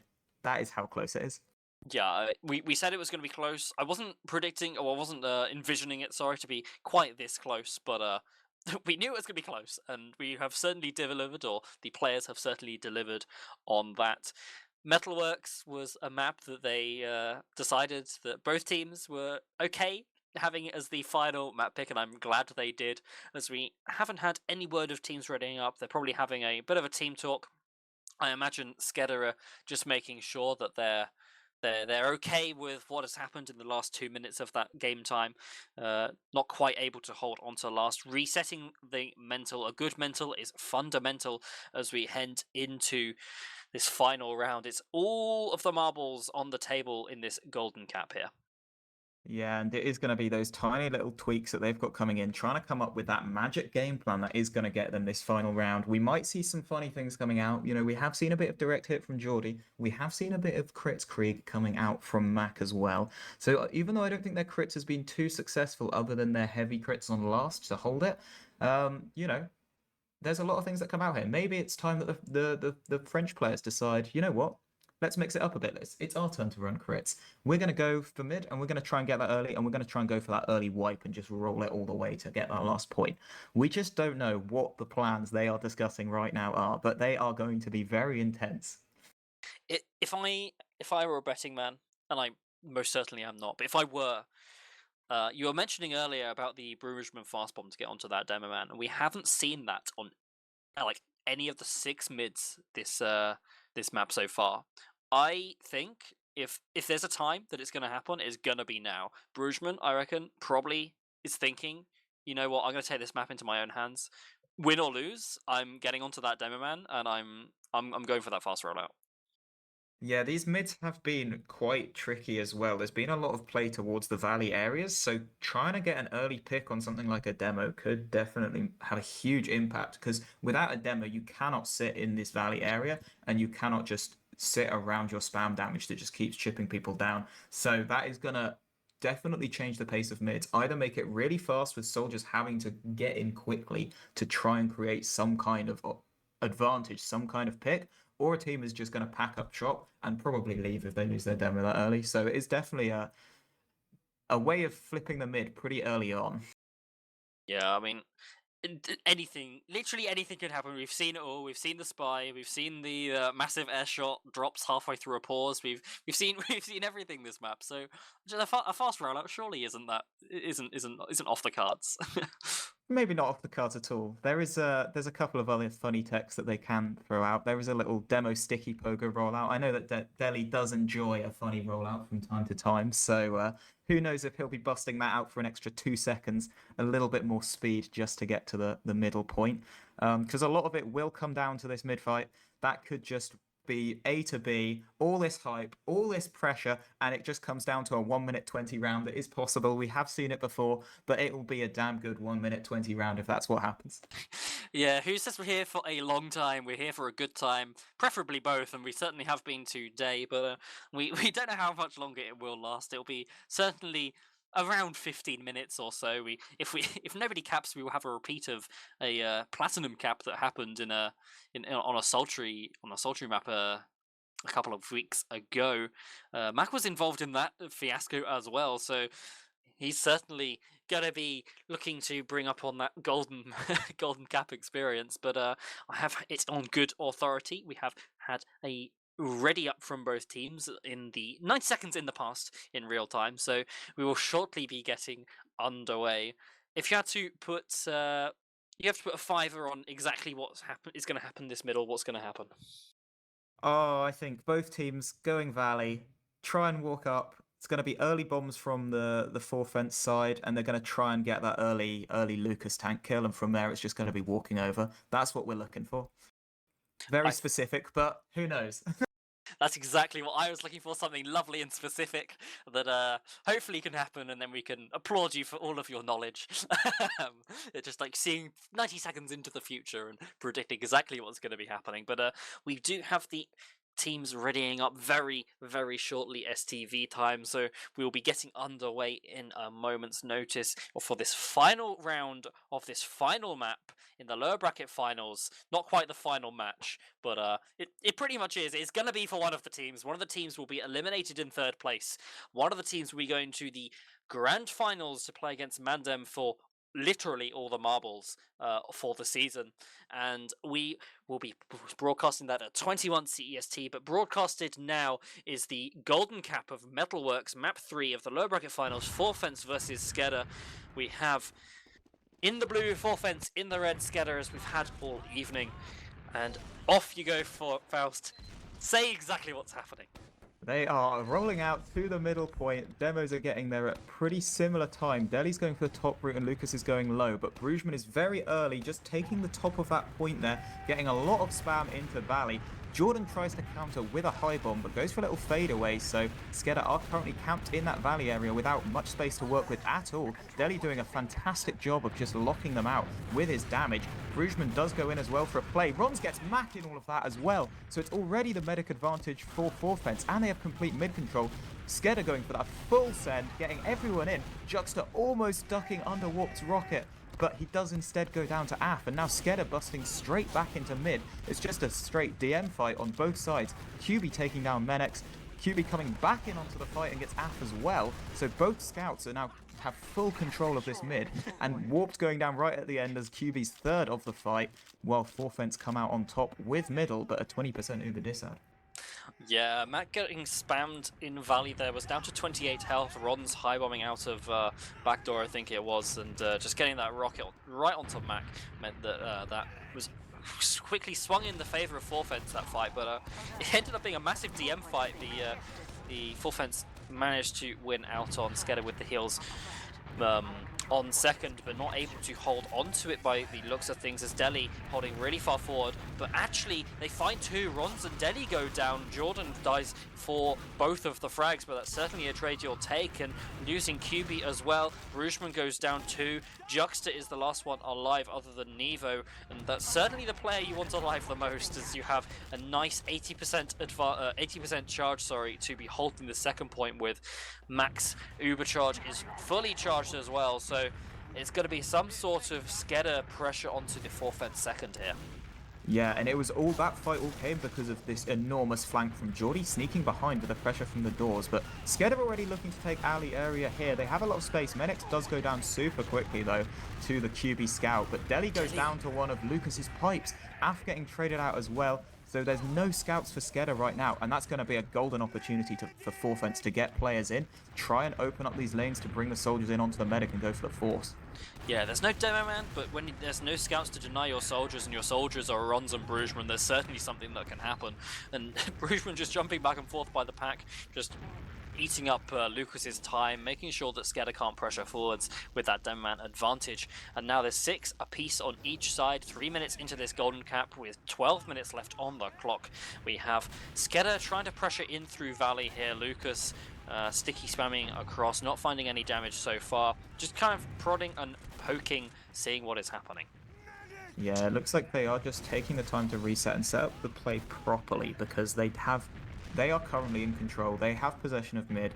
They are able to do what they want here because Forfence unlikely to be the aggressors in this position. So Lucas is just poking them a little bit, throwing a few stickies out, feeling out the hold here. Looks like they do want to move a lot of players into alley. Geordie going for that deep bomb on the left side again, just creating that space. While Rons is getting caught out on the house, he goes down so low trying to hold that door. Then he goes down to Lucas's pipe as well. All of the spaces right now in SKEDDA's favour.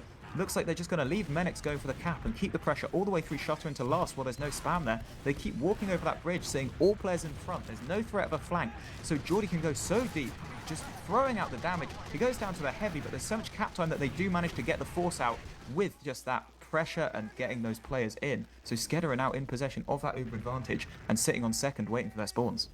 Yeah, they just got to wait for these soldiers. They have a golden opportunity, and this is the sort of play that you would love to be in control of. SKEDDA with that full Ubercharge advantage. You have 10 minutes left on the clock. You have a massive Ubercharge advantage. Even if you mess up here, you're still going to have the chance to even kite it back to last, so there's no worry of losing the game straight away. This is exactly what you want to see. The Ubercharge advantage is indeed dwindling, but it's going to be enough as we have the Uber coming in from left. Af is going to get the Uber. Mac is getting air blasted. The gun is still up. It's finally going to go down here to Af's winger, but they lose too. Rons and Brugeman. That's no soldiers to defend the point. The Stickies are going to have to stay on the point. They lose Nevo. That's going to be a crits coming out, but it's not going to be enough, and it's just Juxter alive. And the crits was not enough. It's GG's in the chat with SKEDDA winning the Golden Cap with a golden opportunity of winning Prem. Wow, what a match. SKEDDA coming from 4th seed in the lower bracket semi-finals, and now are in the grand finals against the top seed Mandem. What a great opportunity for them. What an absolute performance that was from both sides. But SKEDDA being able to take that and going all the way to the final is a fantastic achievement, considering they did just sneak into Prem playoffs on that very last day with their win over Nandom. So it's been a really impressive rise that they've got to get all the way to these grand finals. And I think that one player in particular that stands out with a performance there was Geordie. You know, his play on Metalworks, he was making these incredible plays on the medic constantly, just generating uber advantages for his team, as well as some incredible flanks. You know, just being able to get in behind and crush, 2 or 3 players all at once while everyone was focused forwards. So absolutely standout performance from that man today. Yeah, everyone was playing out of their mind, but as you said, Geordie with just absolute crazy frags. It all turned around on that pause with that air shot onto Juxter. They were 2-1 down. They rolled it in onto last, and from there they just seemed unstoppable. Managing to get another round on the board, Forfence bringing it back, and then just in the Golden Cap, just with 2 strong SKEDDA there, and ending up 4-3. Winning it out. We have logs combined from that Metalworks here, and looking right at the top, you were saying Menix on Sunshine was one to watch, and he certainly top fragged on Metalworks here. Lucas with big frags and a good amount of damage. As you said, Geordie just so much playmaking ability. He's certainly got the highest number of medic frags. If we scroll down, look at the 5 medic frags from him. So absolute key players on the side of SKEDDA there, doing really well. Commiserations to Forfence, but I think SKEDDA just thoroughly deserving that Metalworks win just based on how they were playing there.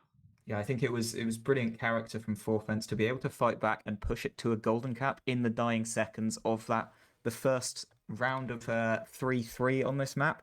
But with the opportunities that SKEDDA spent the whole game making, I think it was probably fair that in the end Metalworks did go to them. But all around, fantastic performance from both teams. And it's been an absolute pleasure to be watching these. It has indeed. We will be live once again later on at 21 CEST with the grand finals. We have more coverage for you today. You'll be seeing some of these names once again. You'll be seeing great plays from Geordie Medics and the crew of SKEDDA playing against Mandem, the top seeds from this season's Premiership main season, with only one map loss the entire season. They went 13-1, so a really strong performance from them. They are the first seeds for today's grand final. But you have been watching the lower bracket final today. I have been Harry. I've had Faust in the commentator's booth with me, with Samus on the production. SKEDDA managing to sneak through 2-1 in maps, sneaking out in a golden cap. We'll see you later in about an hour and a half.